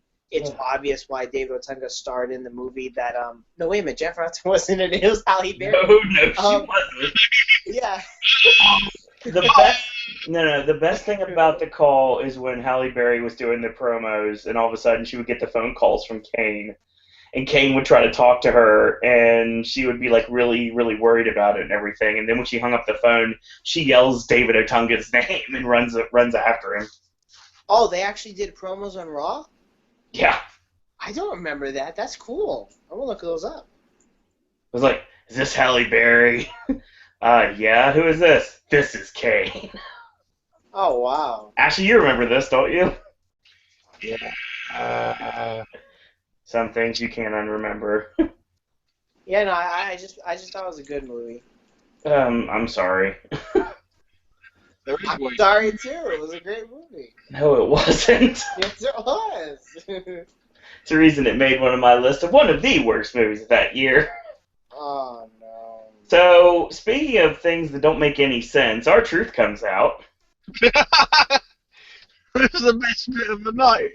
Well, yeah, no, it really was. I mean, if I was being critical, I would have said stupidest thing ever I've ever seen. No, this is the best part of this segment. Yeah, exactly. How it was played out, as you're going to explain, hilarious. Absolutely so funny. Well, let me mention real quick right away that I don't know how this happened because I brought him up a while back, and it's funny because I think somebody's listening to this, and I have worked a show with Truth myself, but dude came out looking like Orlando Jordan. He really looked like Orlando Jordan here. He really looked like Whoopi Goldberg's son. I'm just. How's still got a groove back? Oh God. So Truth thinks he's in Money in the Bank, and I was thinking, are they going to bring him in as the 8th guy? Because 6 apparently is not enough, 7 is too many, and 8 is just right in this situation. So apparently no one listens to me because they're going to stick with 7. So he's like, I'm not in Money in the Bank? He's like, no. Are you sure? Yeah, I'm pretty sure. It's on me, my bad. Y'all be good. And he bombs out. I'm like, what the hell just happened? Yeah, no, yeah, I was the same way too. It was his face expressions were good too, and you actually heard the laughter in the crowd as if it was like a sitcom or something. It was perfect. Like, yeah, it was really it was effective, and he was just like he's like, oh, for real? Oh, okay, that's on me. Y'all be good, man. Oh. Like he's the next door neighbor on a sitcom that just happens to show up at the wrong time. It's like, did I go to the wrong house? Right. So Truth leaves, and of course, they're now joined by the New Day, still sporting the Orlando City Soccer Club gear. Thank you very much. Which means I have to like them on principle. But then Xavier Woods decides he wants to be very not endearing to us by using the hashtag Power of Positivity, or POP. Screw you, you bastard. I put you and your Power Ranger liking behind over for so long. Anybody listen to the NXT videos, I was like, dude, Xavier Woods is awesome, and I even liked him when he was Consequences Creed. But how does he have to do us like that, man? No, we'll punish him. We won't call him Xavier Woods now. Until, he rescinds that POP. We're just going to call him Consequences Creed from now on every recap. Consequences Creed here. But he of course brings up the fact that if Kofi wins Money in the Bank, then all of them win Money in the Bank, because Freebird rules apparently apply not only to tag titles, but also to the Money in the Bank briefcase. So Kane... That would be interesting, though. Yeah, it would be. Kane interrupts again, but... So to continue the party, here comes Rocksteady down with his mohawk and his AFI ripoff music. Oh, I want to say I like when New Day came out because the little SNL, I think it was an SNL tribute where Biggie was like simmer simmer. Simmer down now. Simmer down now. Yeah, exactly. Summer Donna? Summer Donna? Donna Summer? Read it backwards. Simmer down now. Say it forward. Simmer down now. Simmer down now. Yes, I remember that. Or like where she's like I guess the addiction to a car is like simmer. Yeah. Still more entertaining than Raw. So, basically, the fact that you think you'll win puts a smile on Sheamus' face. When I win, I'll be one brogue kick from becoming WWE Champion again. So Kane mentions the fact, well, Neville's also in this thing as well. That's it. Neville's here. And the other guy is, and here comes Randy Orton. So we get Randy Orton and Sheamus one more time. Poor Kane. He could barely get words in this promo. But what was the other thing I was going to say? Oh, does Sheamus have imaginary pyro that we're supposed to not know about? That's an interesting way to look at it. The best bit was at the end of that promo when he was like, there's two other men in this match. There's Neville, and there's... him. Because he was basically going, he's going to interrupt me now, isn't he? So I might as well just go, yeah, he's going to show up now, isn't he? You know, it's weird because when Kane does deliveries like that, he comes off very babyface-like when he does a lot of his stuff. When he does a lot of his authority stuff, but when he's with the actual authority, he's a heel. But when he does the stuff, he usually goes against the heels. He sounds Canadian. That's what we need to say. We'll go with that. Yeah. Sheamus and Orton, the match that never ends. Really, this match will never end. There will never be an end to this match. And the match that always takes place outside the ring during the first few minutes. Why is that? That's getting really old. Like, you did that last week. I'm just saying. Once again, it's that whole thing, and they come back from commercial break, rest hold. And of course, it's a chin lock, and that's how it works. So, yeah, we've got a lot of the normal Orton spots here. Clothesline, duck Sheamus' line, Samoa Joe style power slam, which is actually going to be the Samoa Joe power slam very soon. So he hits his normal hard cam exploder suplex. The snakebite DDT goes for the RKO, gets tossed off, brogue kick misses. Sheamus clothesline to the floor, and he gets rammed into the ring apron, does Orton, tossed over the table, which looked really awkward. He just tossed him right over the table. Grabbed a steel chair, and Orton punched his way out of that. He ended up getting a chair tossed into his ribs. And technically, Sheamus wins via DQ. So Orton just beat Sheamus into a pulp, sends him literally from barricade to barricade. The backdrop suplex on the table, no break. I'm waiting for that, Matthew. Tosses him into the ring steps, stomps his face on the ring steps, which is the closest you're going to get to a curb stomp on WWE programming for a long time. Tosses him in, he eats the RKO, and that's the end of that. Yeah. That happened. Thoughts, comments, opinions? Yes. Aaron? The Sheamus versus Randy Orton match. Yeah. Is just it was a rematch. That Aaron, seriously, just watch the opening, to my Gaming with Ash from Saturday. It's more entertaining. No, it's just a match that didn't need to happen again. I don't, now, last week it was because of the crowd, but it was also the internet wrestling community. They did not want to see it again. And that was just one match. That was just one match, regardless if it's happened at house shows, which I don't know. I'm just done with this match, honestly. We've really seen it way too much. Yeah. I demand to see it 7 more times. This week. Well, no, you know what? How that match, actually, I do have a comment. How that match ended, though, I was thinking, okay, why are they even in the Money in the Bank ladder match? Because now it seems like they're feuding in their own rivalry, so they should just have their own match. They cancel each other out of Money in the Bank, that's the thing. You need that sometimes so you can have somebody very unlikely win Money in the Bank when you cancel out who's involved in the match. Yeah, and you know, of course, you need JBL to say this is the most star-studded Money in the Bank ladder match every year. Far from it. Yeah, no, really far from it. Like, every year they have to say star-studded. No, it's not. It's not star-studded. Oh, no. He said tonight, he was like, what's up? Like, I don't know, what the heck is that? Like, that's not even say how you say what's up. Like, our Trizzle! I'm like, oh, God. Oh, my dad, really? Drizzle sounds like something that's on the weather forecast. There'll be a wave of drizzle coming through. Yeah. Great. It doesn't know if it's a storm or if it's a downpour, if it was a hurricane or what it is. It just doesn't know, but it's there. It was a hurricane? Oh, my bad. Cue exit stage right.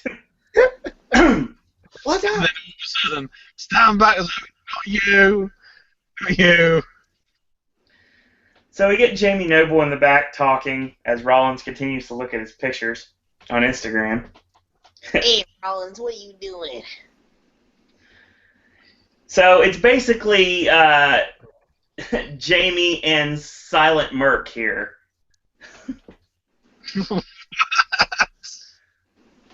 So he's like, Joey's sensitive, and we'd be honored to be in your corner tonight at Money in the Bank. And Rollins is like, dude, I don't need you guys anymore. I felt sorry for you. That's the reason why you were made my security. I never needed you. And Noble's like, screw you, man. We were Shield version 2.0. I'm better than Dean Ambrose. You're going to turn it on us like you did on the guys in the Shield. You wouldn't last a minute without the authority. And Rollins is like, okay, fine, I'll call your bluff. How about tonight we face off in the ring, and I want a handicap match against both of you.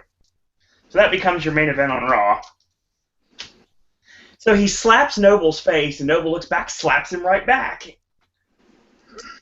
And then of course, Silent Merc has to start talking, and he says, Hey, don't you do that. and it's like, we've had your back since day one. Tonight, we're gonna kick your ass. I just liked how, like, he just came at Seth Rollins, like, just like, like you said, he's silent, and he's like, hey, don't you do that. After what happened at Armageddon, dude's lucky to be alive. Yeah, exactly. Because he lost so much blood in that. That was, it's still terrifying to watch. I've only watched that match once, and I've still kind of watched it kind of with half of my eyes open. Yeah, really bad. But then again, I can watch, like, Sexy Eddie matches like crazy where he, like, literally pumps blood into his mouth, so... Oh. I know those. Ashley probably knows what I'm talking about. Yeah, I'm kind of thinking that's going to be on the WWE Kids program coming up next month. So we get our singles match, Dolph Ziggler against Kane. Lana dressed in pink with a very high slit on the ramp. She looks gorgeous as always. What? The dress had David? Take it out of the context. The dress had a high slit on it. Who are we talking about? Lana. Oh, yeah, Lana. The dress had some dress. You're taking this really the wrong way, and I'm just explaining what her dress looked like. Thank you. No, because I was agreeing with you because I'm thinking PG purposes that was a pretty high up dress. Yeah. So yeah, this match was it was done. It was a match basically. Rusev comes out in his track jacket. He looks like Bull Dempsey, and he's on his crutches, and he's basically like yelling at Lana and trying to back her up, and she ends up exactly, and she ends up falling off the ramp, and he just starts laughing. Rusev laughing is freaky. It's like Randy Orton smiling. It's freaky. And when Dolph, well, you're not there yet. I want to say something about Dolph Ziggler when he was checking on Lana. Yeah, so Rusev continues to laugh as she lands on her ankle off the ramp, and then Dolph tries to get out and do something, basically to check on her, see if she's okay. He eats the choke slam for the 3 count. Match over, basically. It was kind of a throwaway match. the trainers and the referees are checking out Lana. Rusev is smiling.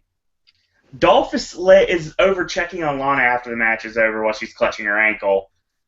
And there's this mark that you can hear from a mile away yell, "She's faking it." I didn't even hear that. That's awesome. She's faking it. She's faking it. Oh, I think I heard it. She's faking it. We don't. So chime in what you were gonna say, Aaron.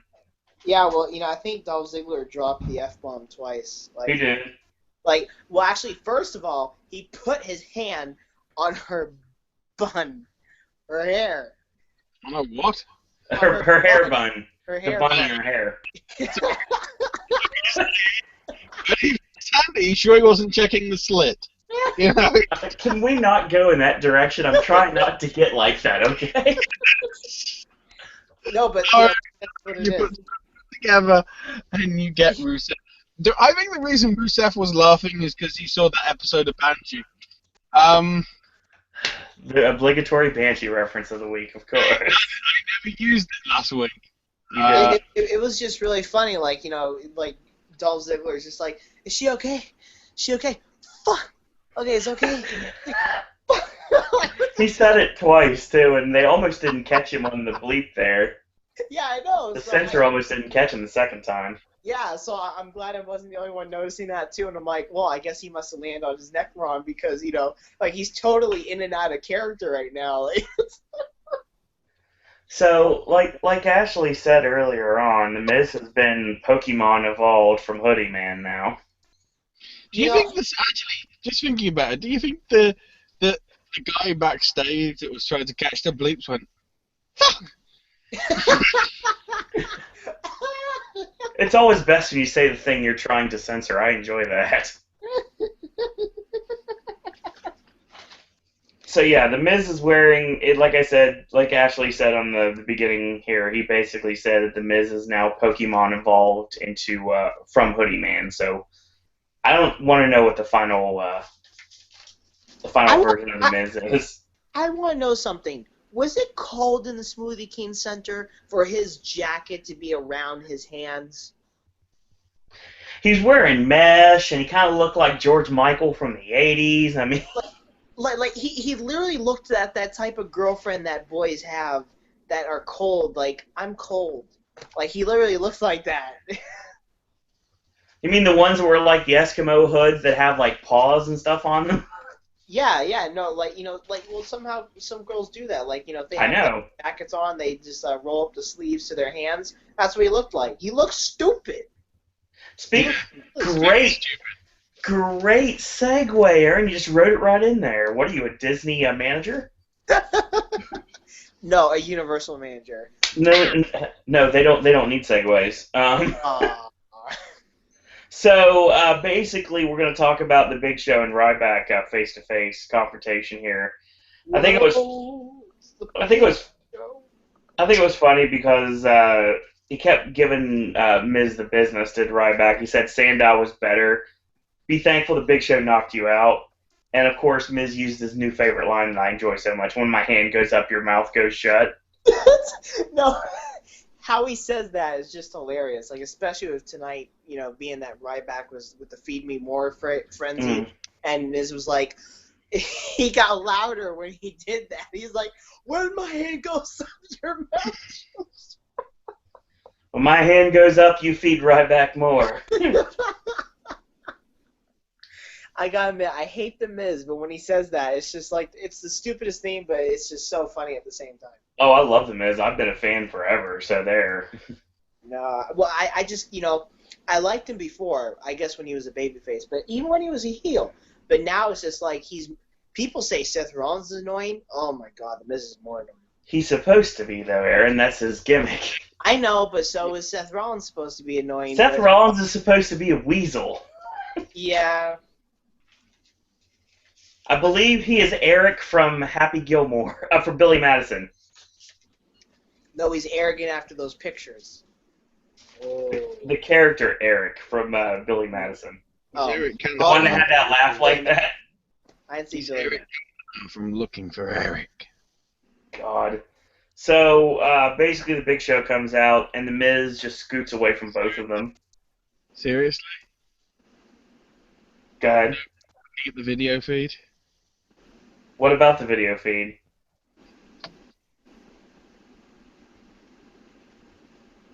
What about the video feed? They're not even here. Oh my God.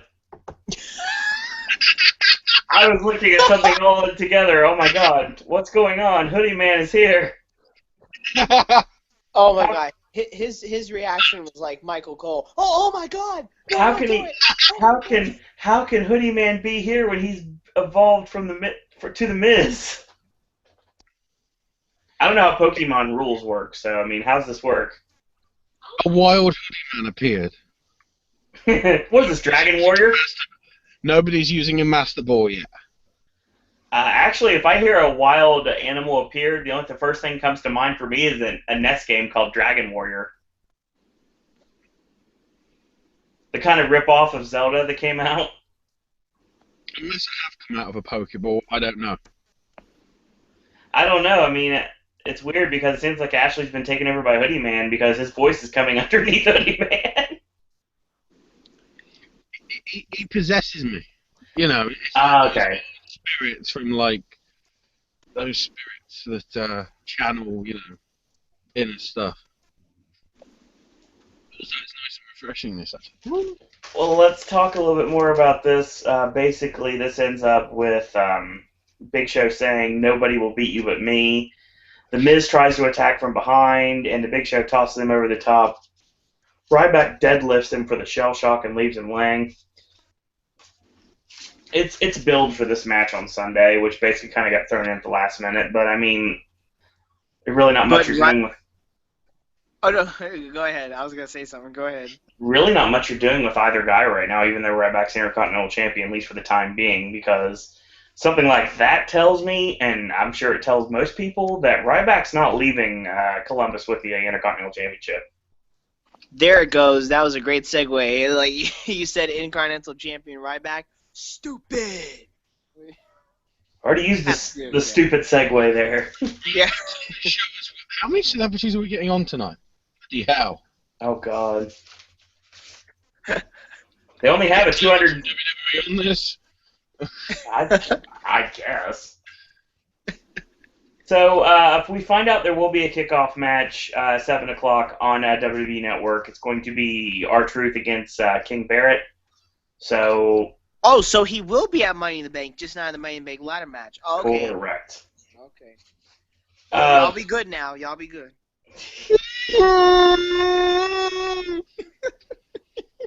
Oh my God! What just happened? It's not. What? I'm not going to be here next weekend and doing E3 stuff. Yeah. When I heard that, I was literally, oh my God! Thank God for gaming crap in LA.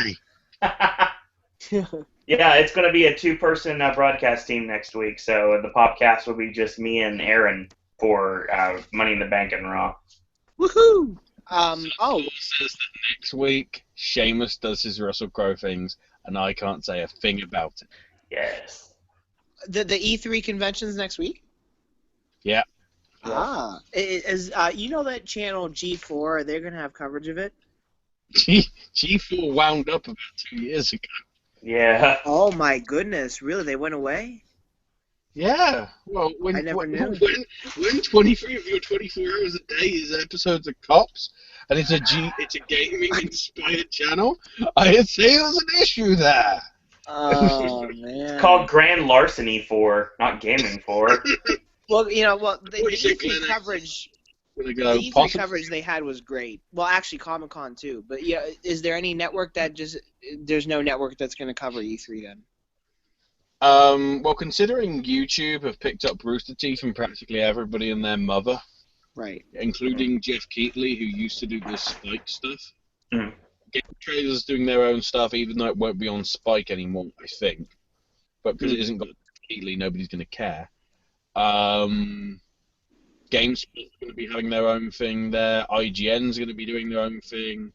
Right. Practically everything's the amount of streams that are going to be covering the press conferences, like on Twitch and YouTube alone, is going to make mainstream media useless to actually sort of going.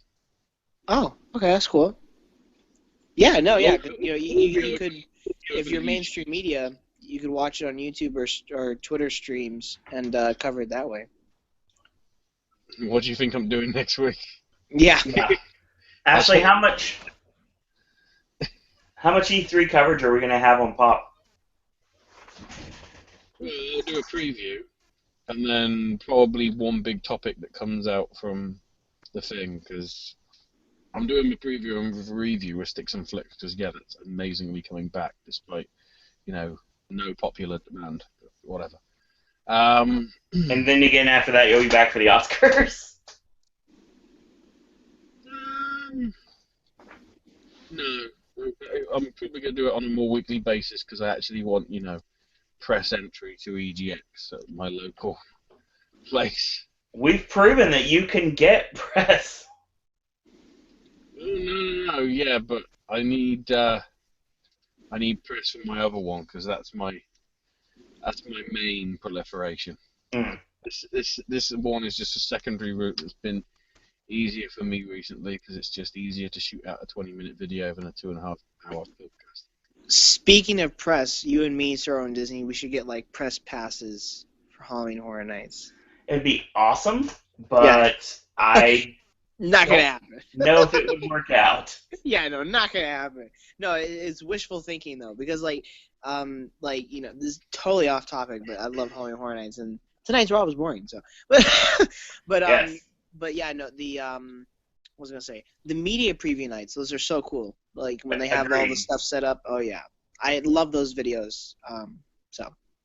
I agree 100%. Maybe someday Pop can go to HHN officially. Yeah, well, in that way. Get those packages too. The packages that the media gets in the mail. Yeah. But I heard fans can get those too. That's social media winners. That's me. Well, I'm in that group too. So cool. The reason why the compound, obviously, the reason why I think they probably could have sent something to me, but don't forget, if I'm not a local, so paying the postage to send something here versus paying local postage is a completely different thing. Yeah, I was surprised I didn't get one, but maybe I will. Maybe I won't. Could happen. You never know. Let's talk about something interesting that comes over next. First off, we bring out Los Matadores because why not? Harper and Rowan are their opponents, and Harper's new gear, I like it because it seems I know the gear that we're going to talk about in a minute, but Harper's fine because he doesn't look as dirty as he did, I guess you could say. It looks a little bit more refined, like his jeans are actually pressed and clean. So, and that works. I like the vest. Eric Rowan, he looks like somebody made a costume for a junior high performance of Robin Hood, and they had the extra patches left over, and they decided they just wanted to we'll just put it here and here and here. Okay, fine. Go ahead. That's funny. I was going to say, we're talking Robin Hood Men in Tights or Robin Hood Prince of Thieves? We're talking Robin Hood Men in Tights here, I think. or Robin Hood. Wait, that isn't an English or any sort of accent whatsoever. We don't want to talk. That Robin Hood sucks. I referenced it by chance. I didn't actually mean that. I just... Sorry. The story about this is the fact that Harper and Rowan have a new finish. They have been. It's weird because for a while they were using the T gimmick, and they basically set it up for a finish, and they used it maybe once or twice, and then now they've got a new finish, which is not just is actually a tandem finisher that everyone knows. And Harper and Rowan finished off the Matadors with something they're going to call the Way, and the Way in layman's terms is the 3D. It's a 3G. To get a good. I'm going to be truthful with you guys right now. I don't remember this match even happening. I don't know where it was. I really don't know where it was. He was dead at the time. We'll go ahead and get through here. Because now the fans are chanting, "Get the tables at them." Well, we'll get to that in a second, but I want to mention this short promo after the match was over. Harper gets on the mic and says, "Time to pay for your sins. The time to pay for your sins is coming. Judgment is waiting at your door." Rowan says, "It's okay to be afraid. You should be." I like this a lot. And immediately the internet explodes because it sounds like they're setting up Bubba and Devon coming back to WWE to work with Harper and Rowan. And I'd have no problems with this. Wait a minute. Why would they... What? Brother Devon? I wouldn't have a problem seeing that, too, because that, it would be, odd, just like we saw Bubba Ray at Royal Rumble. But what? He's going to play, is he going to play the same character he did before? How would that tie in with Harper? New York. That's exactly right. And remember the Royal Rumble in New York, too, where they had the infamous Hardys versus Dudleys tables match. Yeah. Plus, they need to do some sort of filler because Ronda Rousey is going to be busy with UFC that month. So, yeah, Harper and Rowan are using the 3D now, so what better idea than to bring in the Dudleys to work with them? I want to see this match. Ashley, thoughts? I was the one that proposed it.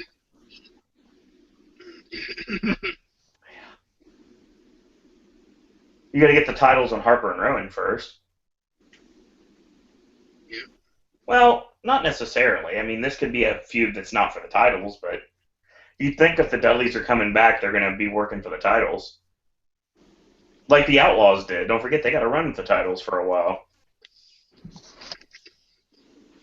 Oh, you didn't know? Is the Berkeley Center the same place? Huh? Yeah, actually, yes. Well, no, because it wasn't SummerSlam 2002, was it?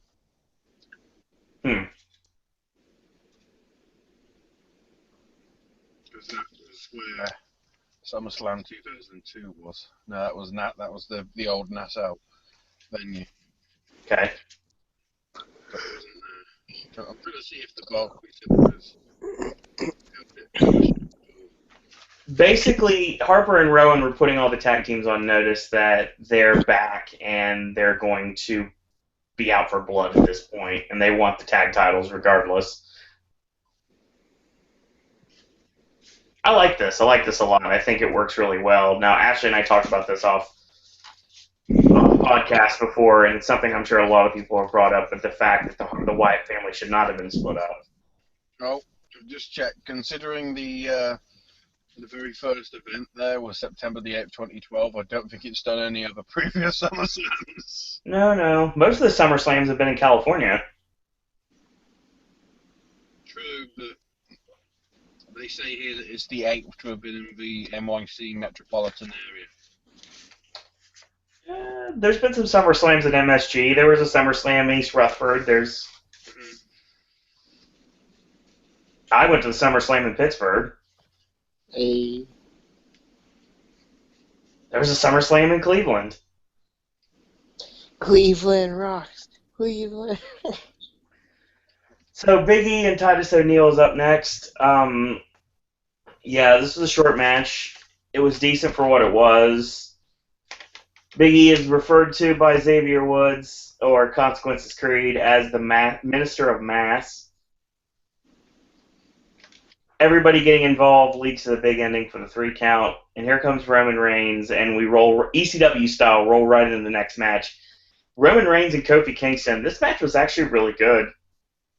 Went a bit too long for my liking, but I didn't really have overall a problem with it. It was a good match, but it did kind of go long though. I love the finish. The springboard flying body press off, countered with a Superman punch. So here comes Ambrose to the crowd. He's got a tub of popcorn, a small tub of popcorn. I think that was probably medium. He's got a cup of Pepsi, and he's got a literal yellow bag of popcorn. which the only way you can get a yellow bag of popcorn, and I would know this, is if you go into a movie theater and say, hey, can I get this to go? Chances are some people may look like at you like you have 3 heads, but at least at my theater, if you do that, you actually can possibly get a yellow sack of popcorn, and that's exactly what Ambrose had. Oh, real quick, before we get started, Machine Gun Kelly on Raw next week. Okay, so main event time. Ashley furthermore loving the fact she's not have to cover Raw next week. J&J against Seth Rollins. J&J come out to Kane's music. They didn't even get their own music. I would have loved if Mercury and Noble came out to the Eminem theme. That would have been great. Not trying that entrance because that would never work. M&N theme, more likely. Yeah, kind of. So, yeah, this match actually was really good. A lot of hope spots for J&J. It actually worked as a regular wrestling match, and I really like how this works. Basically, Noble ends up getting the hot tag. He comes in, and he gets a nice Mr. Anderson-style spinning neck breaker for a 1 count only. Noble heads up top and gets crotched. Joey gets knocked off the ring apron. Seth goes for the suplex in, and a finish I've done personally before. Joey holds the leg, and Rollins still kicks out at 2. So Connor roll, but he holds on, rolls right into the Avada Kedavra, and I'll say the same thing that someone said on Twitter. Seth, stop using the killing curse on muggles. It doesn't work. Seth the buckle bomb on Mercury into Jamie Noble, and he starts slapping Noble around. He goes for the pedigree, but Ambrose comes in, tosses the title in, kind of like, okay, fine, you guys done enough. Like, here's your championship back, whatever. Mercury ends up stealing the pin, and Ambrose boot Dirty Deeds version 2. He takes the championship back, and he carries the ladder to the aisle, and your iconic pose for the end of the show is Dean Ambrose standing tall, holding the WWE Championship, which is not his, by the way, but possession is 9/10 of the law, after all, because he is the law. Look at his cap from last week. He climbs the ladder, raises the championship, and that's the end of the show. We roll into Money in the Bank on Sunday. Pay-per-view kind of came out of nowhere right after Elimination Chamber. We had 2 weeks to prep for it. We've got a short card, but it's effective. It's an effective B pay-per-view, I guess you would call it that at this point. So, real quick before we go into our Money in the Bank predictions, thoughts on the show in general. Ashley, you start. Thoughts on tonight's show? Yeah. Move on. And next person. That's what it was. Aaron? Move on. Imagine this show never happened. Okay. It's a typical go-home show being pretty average. Yeah, no, basically what Ashley's saying, it was just your average, well, below average, even go-home show for a pay-per-view. That some fans look forward to every year, Money in the Bank ladder match. Well, because it's one of the 2 pay-per-views you can see ladders get used every year, that and TLC. But I thought the build-up for the go-home show at least would have been better. I completely agree.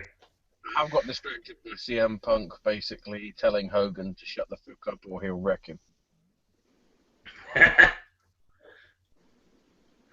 Ice hockey.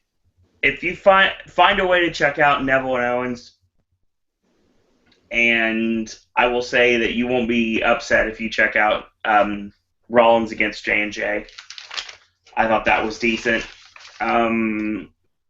Everything else is pretty much skippable this week, honestly.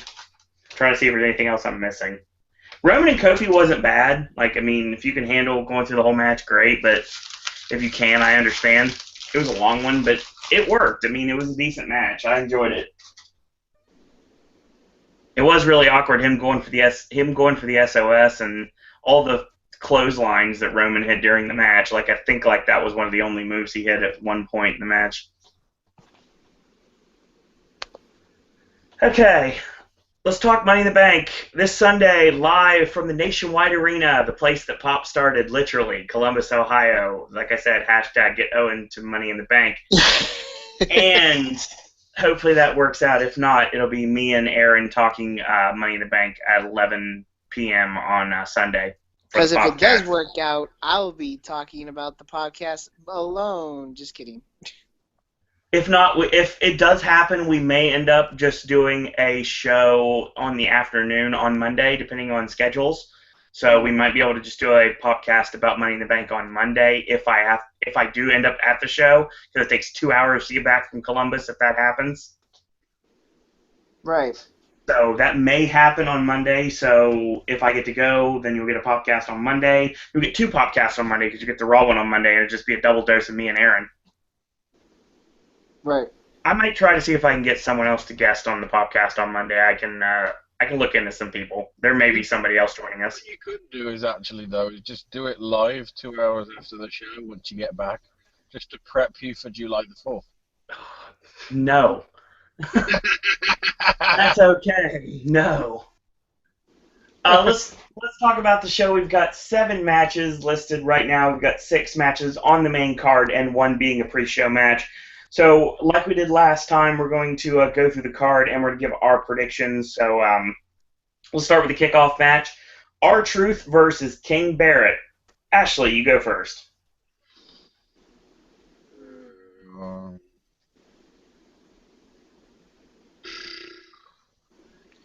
King Barrett, I guess. Aaron?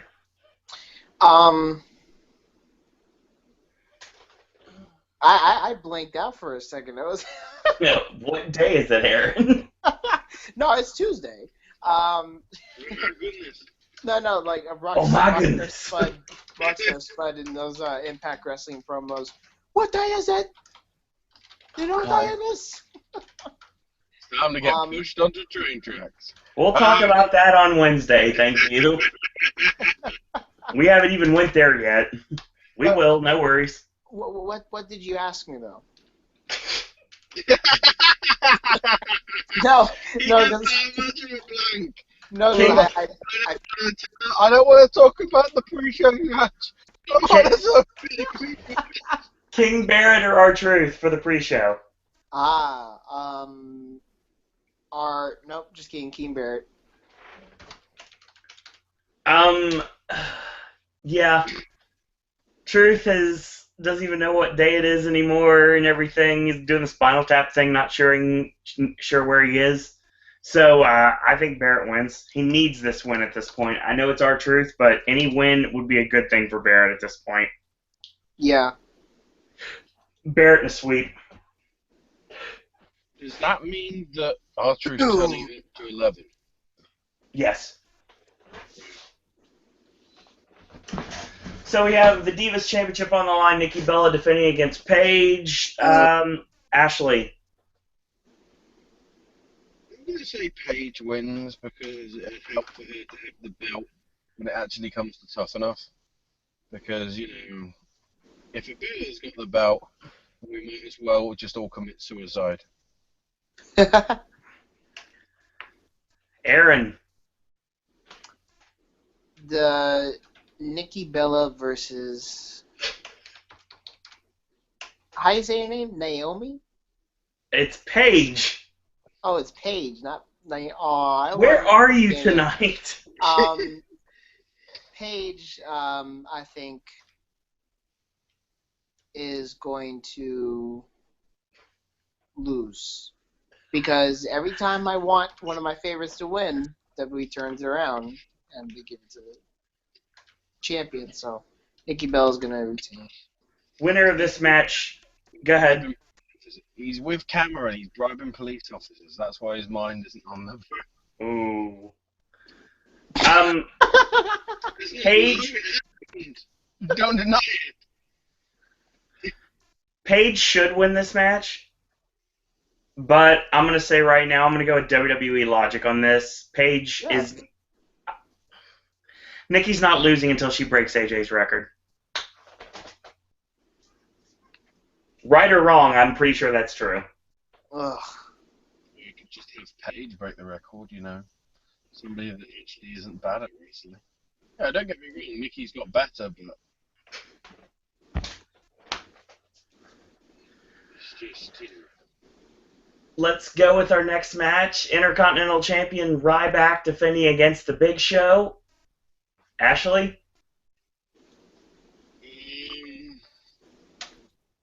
Ryback retains via DQ. Ryback via DQ? Yeah. Okay. I think that's going to be dragged out. Could be dragged out. Dragged out to Battleground in a few weeks. Because the fact that this has had no real build-up at all. Aaron? I think Big Show is going to lose. Okay, you're going with Ryback to retain. Yeah, which is stupid, but he's gonna win. I think Ryback's a transitional champion. Big Show's winning the title on Sunday. I could be wrong. I really hope you're wrong, because I don't want either of them to have it, so there you go. What did Kevin Nash say to rub Kevin Owens the wrong way? Because Kevin Owens just said on Twitter, "Thanks, Big Kev." I have no idea what you are talking about. Because that's what Kevin Owens just tweeted.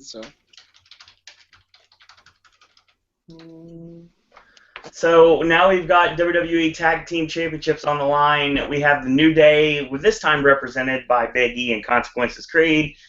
They're going to be taking on the Primetime Players, Titus O'Neil and Darren Young. Aaron, you go first this time. Pick a winner.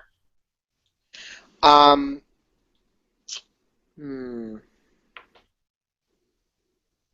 Primetime Players will not become the new tag team champions just yet. So what are you saying exactly? The winner will be... I'm drawing a blank. Who are the champions? New Day. New Day. This is worse than Ashley snoring the other day. So No, because I literally only had 1 hour of sleep today, so I'm actually... I had fallen asleep. Well, actually, I had no idea. That's a lie. No, but I haven't fallen asleep. someone will tweet me if you have. So trust me, I will know. Oh, no, I haven't yet. We're going home. Don't worry. No worries. Oh, Pick a winner. We're like the song Drake. We're going home. Just hold on. We're going home. No, I'm tapping the wrist right now. We're taking it home. Aaron, pick a winner. Putting me on the spot. You said it's either the Primetime I know. Players. I know what I said. Go ahead. The champions are going to be New Day. Okay. Ashley. EOP? New Day retain because, Because why not? What'd you say, Ashley? I couldn't hear that last bit of the reasoning why. Because Harper and Rowan should have them. They've got more charisma than the entire WWE Tag Team division is right now. And they're facing the bloody Mexican matadors, apparently managed by, El Treat. El Treat. El Treat. Hashtag El Treat. Okay, I'm gonna go with I guess I'm gonna say this a lot on this one because I'm gonna say based upon what happened on Raw and what I think may happen on SmackDown. You said that Harper and Rowan need to be tag team champions. Well, you have to put the titles on baby faces before you can do that. And I'm gonna say right now that I think Darren and Titus are taking the gold on Sunday. Yeah, but keep in mind, New Day are baby faces. To who? Clearly, To them. If all the divas can be heels and faces at the same time, That's a good point. tag team division. That's a very good point. Good job, Ashley. But I'm not gonna lie, I do want to see Darren and Titus win. Okay, let's go to the next match. Which, wow, that's really low on this card here. WWE World Heavyweight Championship on the line. Inside a ladder match, involved in a ladder match, we have Inside a ladder match. Where are you? inside the confines of a ladder match. Thank you. He's meant to be the first one to climb inside the ladder and breaks physics. Wins the match. Hey, Lucha Underground could sell a lot of tickets making a match like that. Thank you. Oh, you know that's true. I can argue with that. That's true. Seth Rollins defending the title he no longer has possession of, taking on the guy who holds the championship right now but doesn't actually hold the championship, Dean Ambrose. Aaron, pick a winner. I'm gonna go with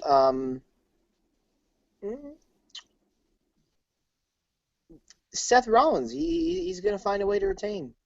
You know, obviously it's gonna be hard because they're making it look like he doesn't want the help, and he's not going to get the help because he said he doesn't want to, so he thinks he can do it on his own.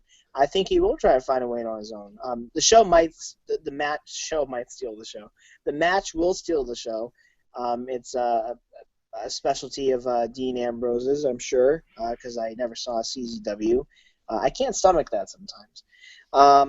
But, you know, all for good reason. You know, CZW's gory, but Seth Rollins to retain. You should watch some of it now. It's much less gore. Well, I say much less gory. Now Nick Gage has come back, you're done for. But some of the stuff from the last couple of years has been pretty good. CZW has some great wrestling. Like, go back and watch the series between the Briscoe brothers and the Backseat Boys. They'll just never be on TV because they're too gory. Well, the Age of the Fall made it on TV. That's true. Oh. So, Ashley, pick a winner. Ow. Before Aaron takes him out on Popcast.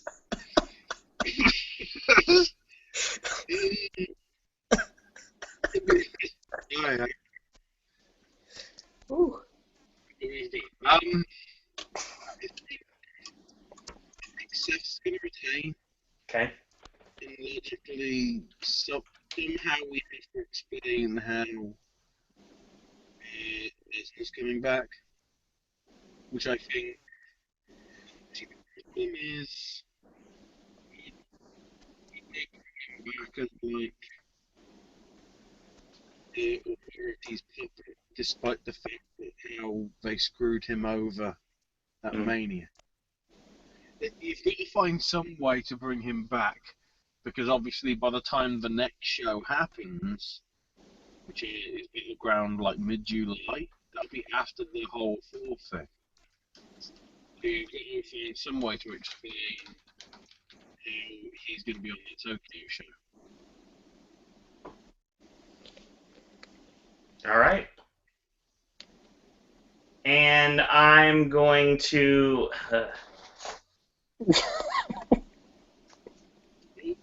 Actually, also as an aside, considering you said that, Aaron, that you said it'd steal the show this match, I'm going to say this match steals the Big Show, the actual wrestler. Dean Ambrose just, gets him in the back of a truck and takes him on, an O.J. Simpson style chase, like we had a couple of months back. Yeah. Dean Ambrose would just be like, hey, Shell, let's go for a ride.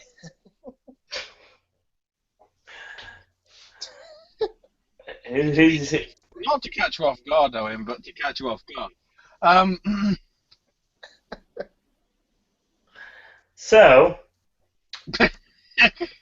the only way I can see Dean Ambrose winning this match is if he loses immediately. No. To whomever it becomes Money in the Bank. We'll talk about that in a minute. Who? Who becomes member of Money in the Bank? We'll talk about it. Oh. Yeah. He doesn't know. This is going to be fun in a minute, trust me. Okay, so... But he won't be told. If Ambrose wins, then he's losing by the end of the night, who won't have the championship. Oh.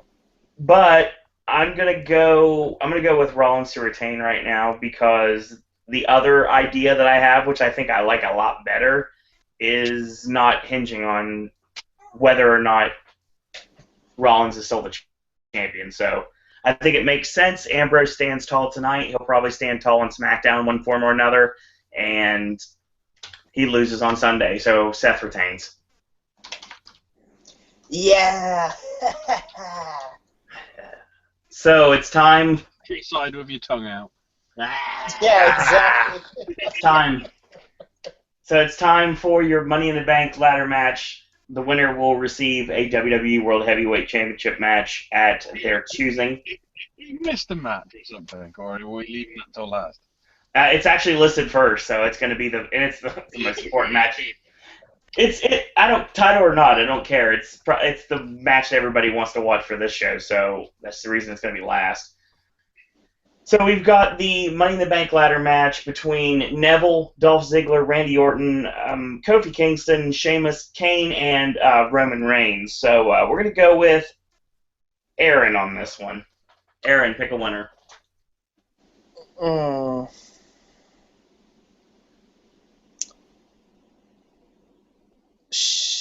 No, not him. I'm gonna go with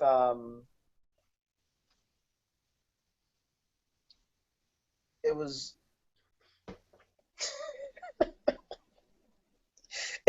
Dolph Ziggler. Wow. I don't know. What? Oh, going on?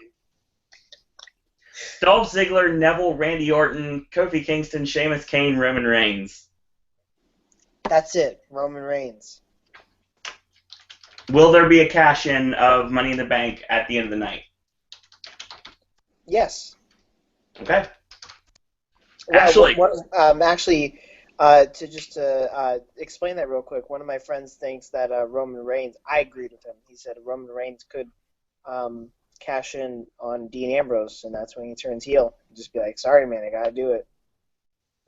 If you're not listening, which apparently you are not because you said you were falling asleep, I pretty much just said that a minute ago. Whoa, that's mind blown.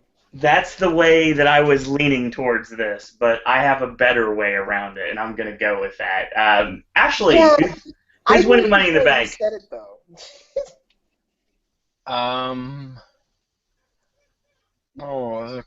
There's various different angles, but I just think the one which would make sense if you go down my route, which I know is different to yours, Owen, Yeah. is Roman wins, Okay. and then somehow at SummerSlam we get Brock's rematch against Rollins. Mm. And to sort of counter Rollins screwing him over at WrestleMania, he screws Rollins over at SummerSlam. Okay. And then you can build the Lesnar Reigns feud however you want. Whether you want to do it face versus face, or heel versus face, or heel versus heel, of course, because that's blatantly open. Because, divas. And then that transitions into sort of LSCM Punk. Maybe why we've seen so many CM Punk references in the last couple of weeks with the whole kissing the belt and jumping over the barricade. Gets into a feud with Triple H. And that's how you bring that storyline along. Okay. And Paige was wrestled on Superstars. What the shit? Oh, wow. That's horrible. What the shit? That is unbelievable. And the Ascension beat the Lucha Dragons. Oh, boy. Shin. Okay. Yeah, this is not going to be a very favorable opinion, and I know a lot of people are going to probably say I'm stupid for this, so... You're stupid. Just kidding. Ashley knows what I'm about to say, too. Yeah. Okay. They are true. So Neville's not winning, but he's going to have a great showing. Oh yeah, he will. He'll have the highlights of the match will go from him. I guarantee you, he's gonna do a red arrow, red bone arrow, red arrow on top of the ladder. Just for the shit of it, he might do a 630. I could see that. I could see a 630 off a ladder. Yeah, no, he will. He will. He's gonna put his body on the line, literally, on Sunday. Dolph is going to have a great showing, but Dolph's not winning. He's gonna come close, I think. Randy Orton's got no chance. Oh no. I don't think Sheamus is winning because him and Orton cancel each other out. Yeah. Kane's not winning. If Kane wins, re-riot. Kane's already won Money in the Bank. It doesn't matter. Yeah, but there can be two winners. There won't be.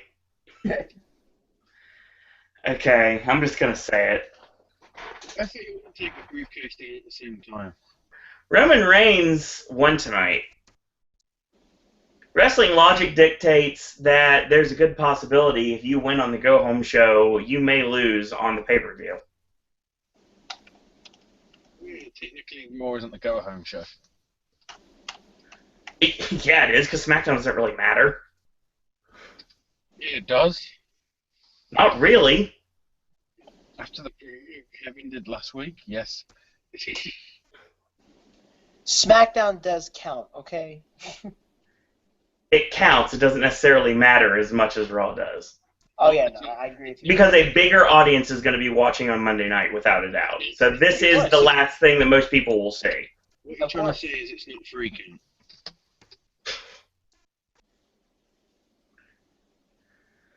Okay. Here we go. So if you noticed, by process of elimination, I've checked off every single check mark on this list except for one person. Yep. I'm going to be the one to say it. He has been in 5 Money in the Bank ladder matches. He is the king of the almost elimination from the Royal Rumbles past. And I think this is the time to finally reward him, just like they did with Damian Sandow. And the same that with what happened to Damian Sandow, I think is going to happen to him as well. On Sunday, Kofi Kingston's winning Money in the Bank. Now, before you say anything, let me explain that there's a method to my madness. Other than the fact that that means that all 3 can say their Money in the Bank, which is an entertaining storyline for a couple of weeks. Right. We got somebody else coming back very soon, too, that kind of got screwed out of his championship, and he kind of wants it back. Well, as it stands, the Authority won't give him what he wants because they're protecting their golden boy. So what's the only way to get a world championship opportunity whenever you want? Money in the Bank. Shucky-ducky. Quack, quack. The night after Battleground, I think that's the next. That would be the June pay-per-view, isn't? Oh, don't we have one? When is Battleground? Oh my God! Don't tell me Battleground's in June. Hold on. What'd you say? Hang on. I mean, just check. I have to make sure I have this right. Battleground is July 19th. Okay. We have no pay-per-view between now and then. We do have one live event happening. Okay, then this works perfectly, and this is exactly how we're going to set it up. So, the night after Money in the Bank, someone makes their return to television. And Kofi and the rest of the New Day are celebrating that they got one over on everybody, and now everyone has to clap for them because Kofi's the Money in the Bank, and he can be world champion anytime he wants because the law of averages are on his side.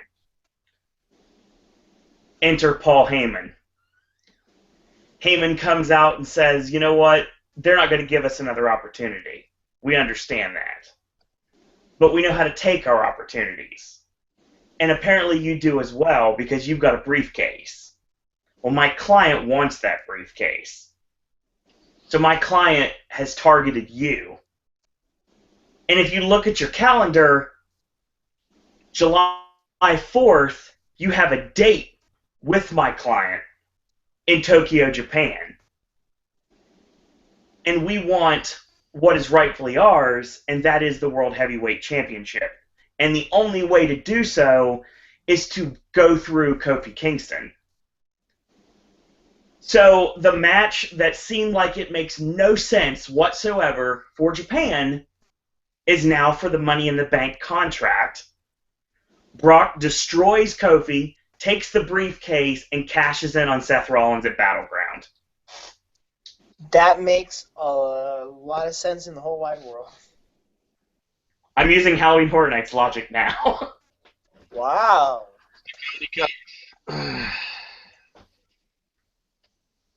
Now that's armchair booking so much that I'm like holding on like I'm riding a roller coaster. Yeah, But- Bray Wyatt's going, where's my chair gone? Exactly. He's been wrestling these last few weeks. It's like he ain't got his chair. You've stolen it. You bad. But think about it from this perspective. The match now makes sense. It has a reason for it to happen. Yeah. You already have the rumor that Brock's going to come back to fight at Battleground. This is the way to set it up. Monday night on Raw, I believe it's going to be in Cleveland. You have Heyman come out and issue the challenge. Kofi gets cocky and accepts it. And maybe we can do like New Day training montage videos for the next couple of weeks. And then on July 4th, Brock destroys Kofi, takes the briefcase, and cashes in on Rollins at Battleground. I think it makes perfect sense. If it doesn't go that route, it's going to be really interesting then. I think that's the only way to make the match in Japan make sense if they're actually going to keep it. Well, also to make it relevant too. It's extremely relevant, and it makes perfect sense if you go by that logic. Exactly, because Brock Lesnar versus Kofi Kingston on paper is like giving him an easy opponent for a squash match on Raw. That's what it looks like. Oh, I think I've seen the best picture all weekend. What are you looking at? So basically, it's Nikki Bella with a baby in her hands, I've seen this. and Kevin Owens is kissing her on the forehead. It's just, It's like back when they did those doctored pictures of Ric Flair and Elizabeth yeah. at the Macho Man's house when he wasn't there, when they were doing the Savage Flair program. It's exactly the same concept. Personally, I think Kevin's wife is better looking than Nikki Bella. Oh. That's just me. I just think she's more attractive, honestly. I'm not sure if I've seen her. Yeah. So yeah, I just broke the internet by saying Kofi Kingston was going to win Money in the Bank. But I backed up my statement, and I didn't just throw that out as a no guts, no glory. Yeah, no, it was a very it's a very logical statement. I mean, I could see the reason why Reigns could win, but I think they're honestly setting him up to lose. And there's no one else that can win this match. That Reigns, poor Reigns. Main event time. I think we're going to be split on this one, too.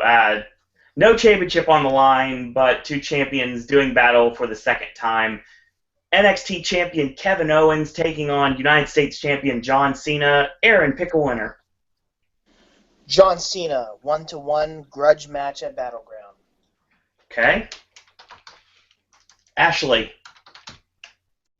Cena's gonna win, and I don't even know if they'll fight at Battleground. I'd like to see it be a marquee match at SummerSlam. I was thinking that too. Because that will legit be better business. That Yeah. Brooklyn crowd would go ape damn crazy. Who does Cena face at Battleground then? Kevin Owens. Well, in your way of thinking, yes. Ashley, who does Kevin Owens? Oh, sorry. Who does Cena face at Battleground? Uh, Open challenge.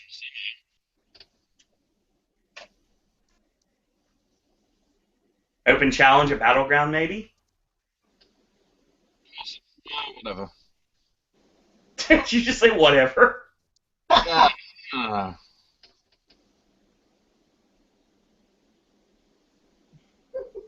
I'm trying to get into your way of thinking to see that if he's not facing Kevin Owens at Battleground, who do you think he'll face?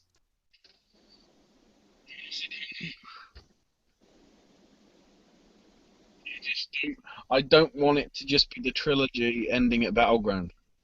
It won't be. Don't worry. It's supposed to end at SummerSlam, but I don't want it to be 4 matches. It won't be. Don't worry.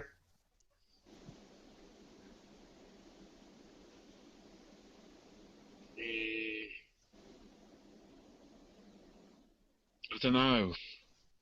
I'm calling an open challenge at Battleground. That's what I'm thinking.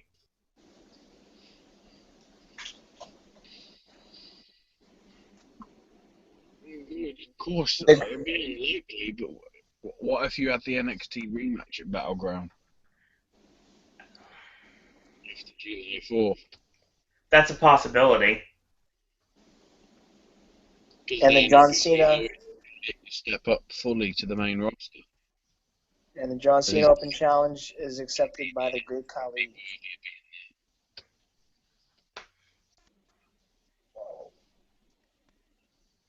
It's a good question. Does anyone's guess what's going to happen at Battleground in that case?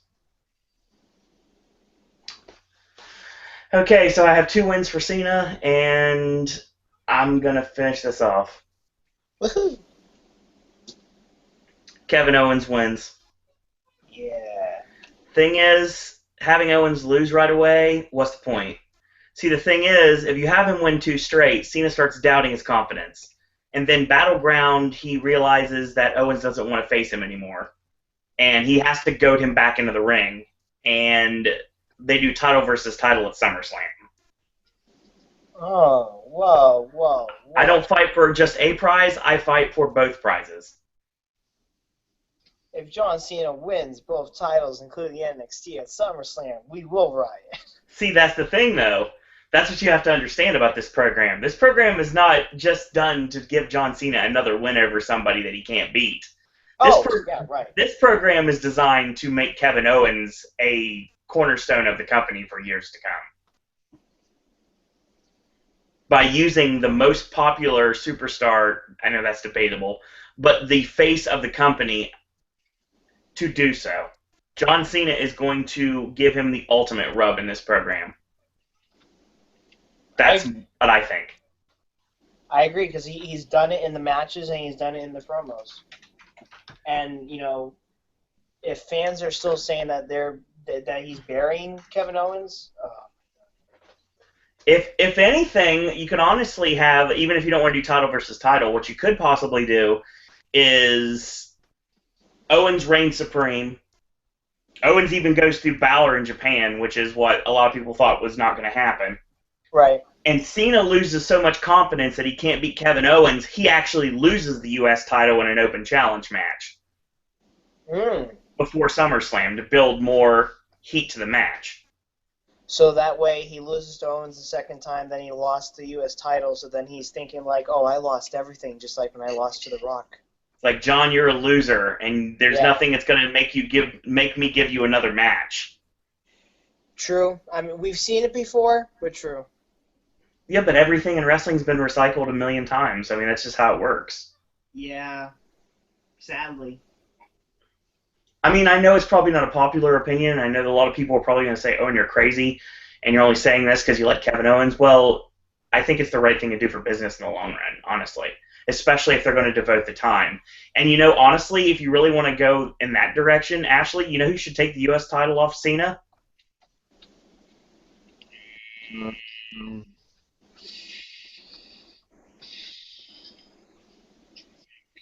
Jeff. Think about someone that Cena had a really horrible match with on the Indies he wants to get his retribution from.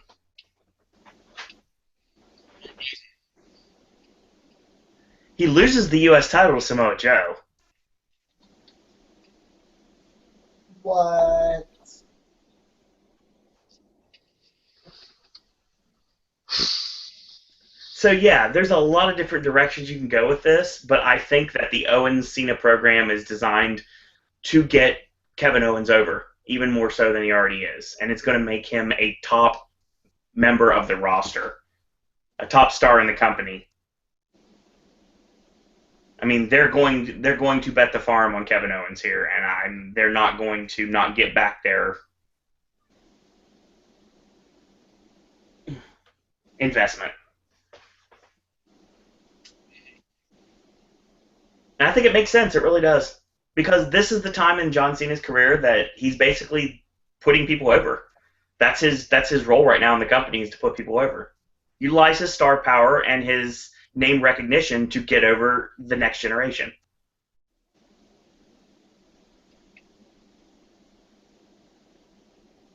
Makes sense to me.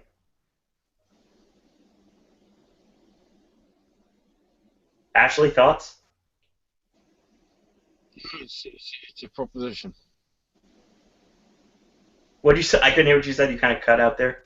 Sounds like a proposition. I think it might be. Aaron? I think it's an idea that could be very well possible.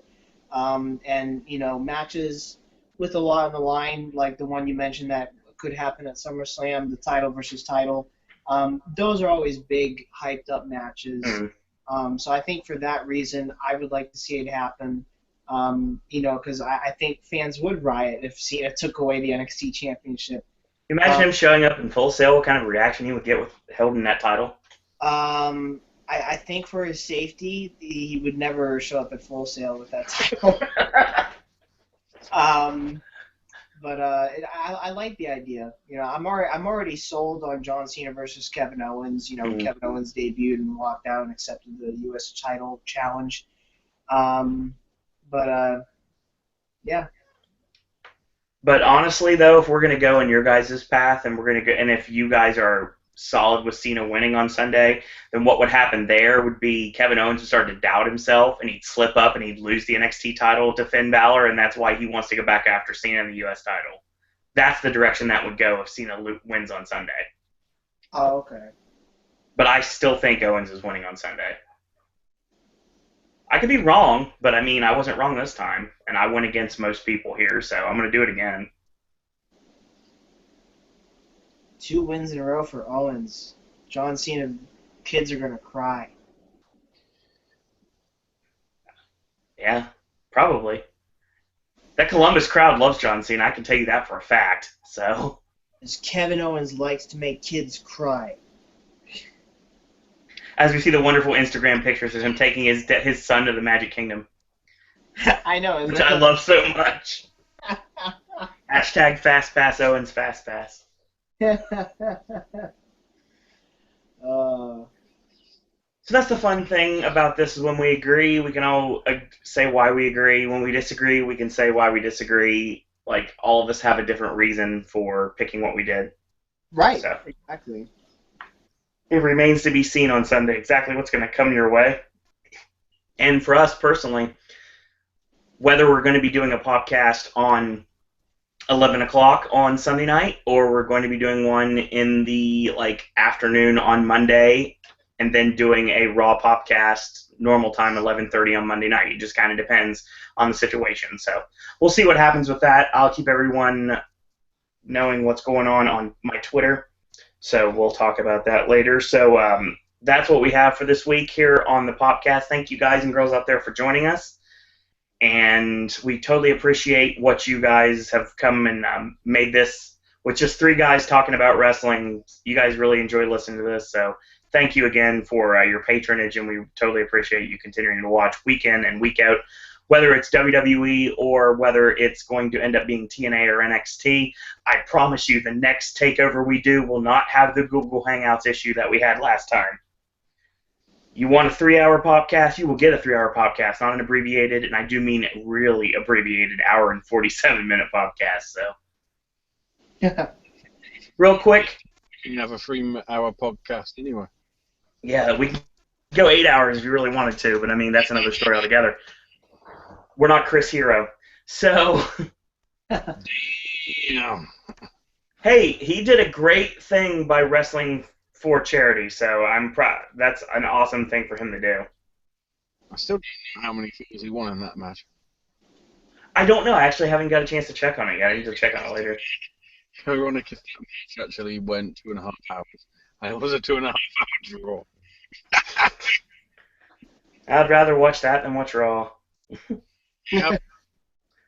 Punk and Hero 62-minute Iron Man match. I'll never forget that match.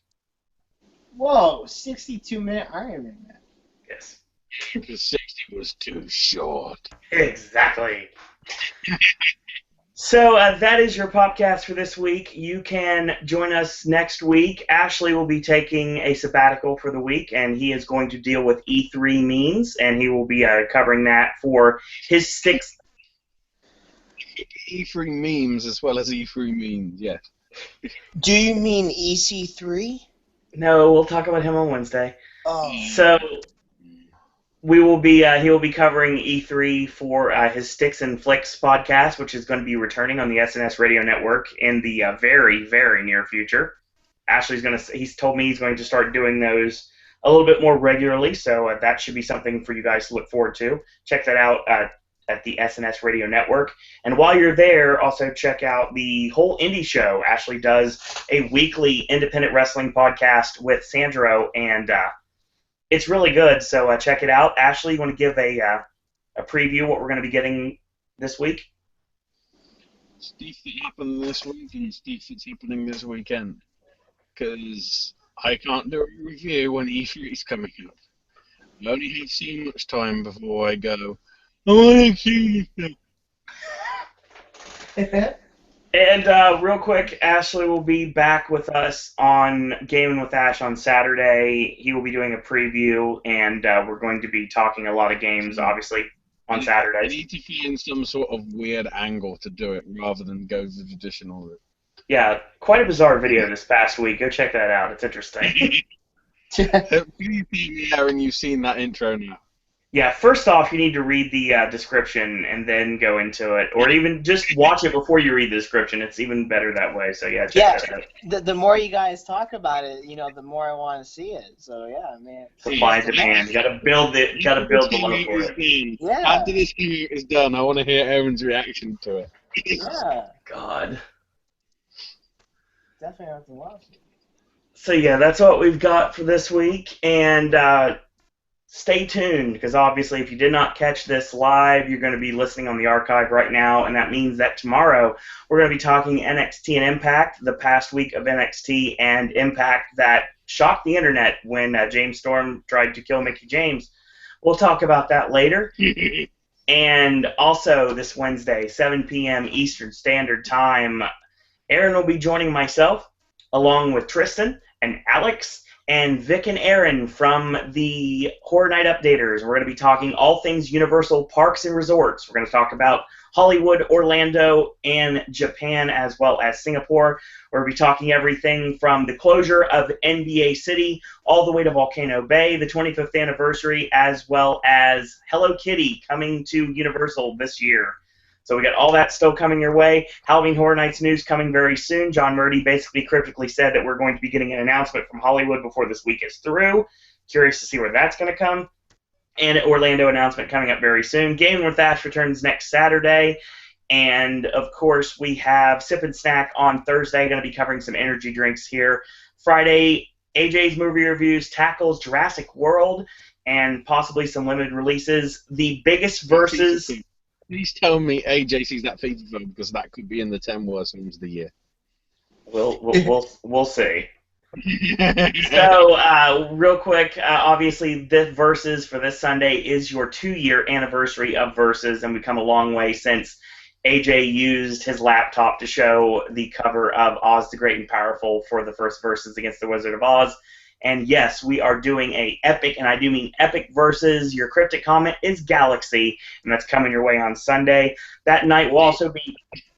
I thought Terminator 1 and 2 was epic enough, but apparently it isn't. Oh God, no! Freddy versus Jason was epic. Lord of the Rings versus Harry Potter was epic. This is most definitely epic, and it's coming your way. I don't know what's going to be next year. I have to start looking up rules for that one. But that being said, thank you guys and girls out there for watching. Ashley, where can we catch you on social media? She's my name UK on the Twitters. Aaron, what'd you say, Ashley?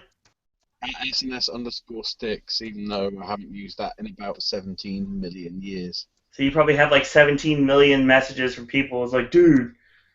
And it just says, dude. That's all it says. That's the subject. And that's all it says. I'd get them through my email if I did. I'm not.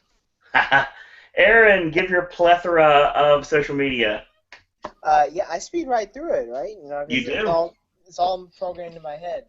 But yeah, that's a lot. Mr. Entertainment 92 on Facebook and Instagram, as well as Mr. Entertainment on Wrestling Amino, Vine, and Livestream, and of course on the Twitter where I'm most active, Mr. ENT92. And I definitely want to, thank you guys again for having me as always. No problem. Definitely, we thank you guys for listening to us. Because like Sir and Disney said, we really do appreciate your guys' support, and me and him and also Ashley, we've all noticed the views have been much higher for these wrestling podcasts, as they were fun before, but now they're even more fun. Totally. With a full 3-man team on talking about wrestling. So we appreciate all the support you guys give us. And I can honestly promise you right now, this will not be the only people that will be a part of the wrestling podcast. Special guests in the near future. Stay tuned. Ooh. So that being said, real quick before I give my social media, I do want to mention the passing of Tommy Rogers. And I was a fan of the Fantastics, and I really liked his run in ECW. And Zack Ryder using the Tamikaze on his match with John Cena kind of reminded me of that. So yeah, I definitely wanted to throw out a quick mention of the late great Tommy Rogers. So that had to be mentioned at the end of the podcast since we didn't get a chance to talk about it last week. So real quick, if you'd like to follow me on Twitter, you can. It's at Sir Owen Disney. Friend request me at Owen Disney. While you're there, you can send a message our way via the Facebook fan page. Give it a like, Sir Owen Disney Pop, or search for Sir Owen Disney and Pop. And also, finally, if you'd like to become a popcaster yourself, become a part of this brand new popcaster revolution we have a rebirth towards, and get on this channel.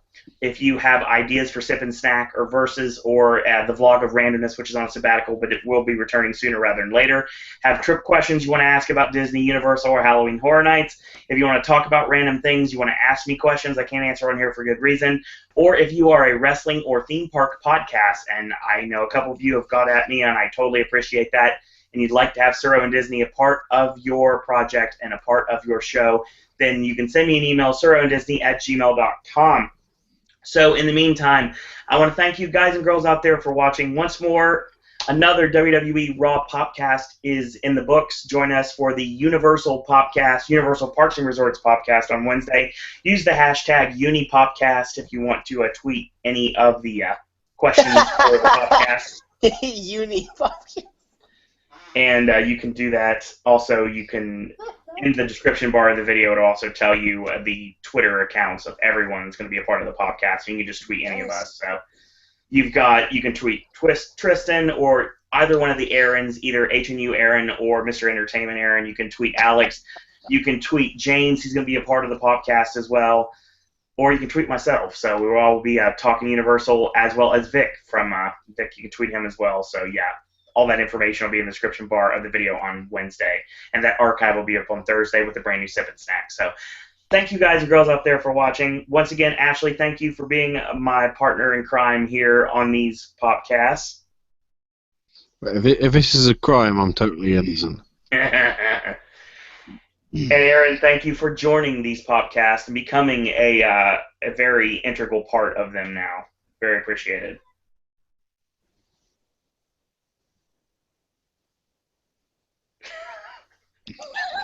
He's been. Whoops. That was bizarre. Do you have a response to what I just said? Let's be positive. At least he didn't snore. Yeah, no lie. So yes, Aaron, thank you for joining us and becoming a new member of Pop and becoming part of these weekly podcasts. And thank you for your appearances on the Theme Park podcast as well. Oh, you're very welcome. I have fun all the time, and like I said, I definitely appreciate the exposure, we're getting, and this is these are topics that need to be talked about, and people have fun listening to them. So we appreciate it. Indeed, and I promise you, this is the final time because it's almost 2:30 a.m. And thank you for sticking with us if you're still listening live. And for those of you watching the archive, thank you for sticking with us for however long this podcast went, because obviously I don't have a clock in front of me, so I'm not really paying attention to when we started. So there you go. So once more, thank you guys and girls out there for watching. And until Wednesday, boys and girls, that's all we got to say about that. Hoodie Man is trying to learn attitude adjustment, but he only knows to learn 4 moves.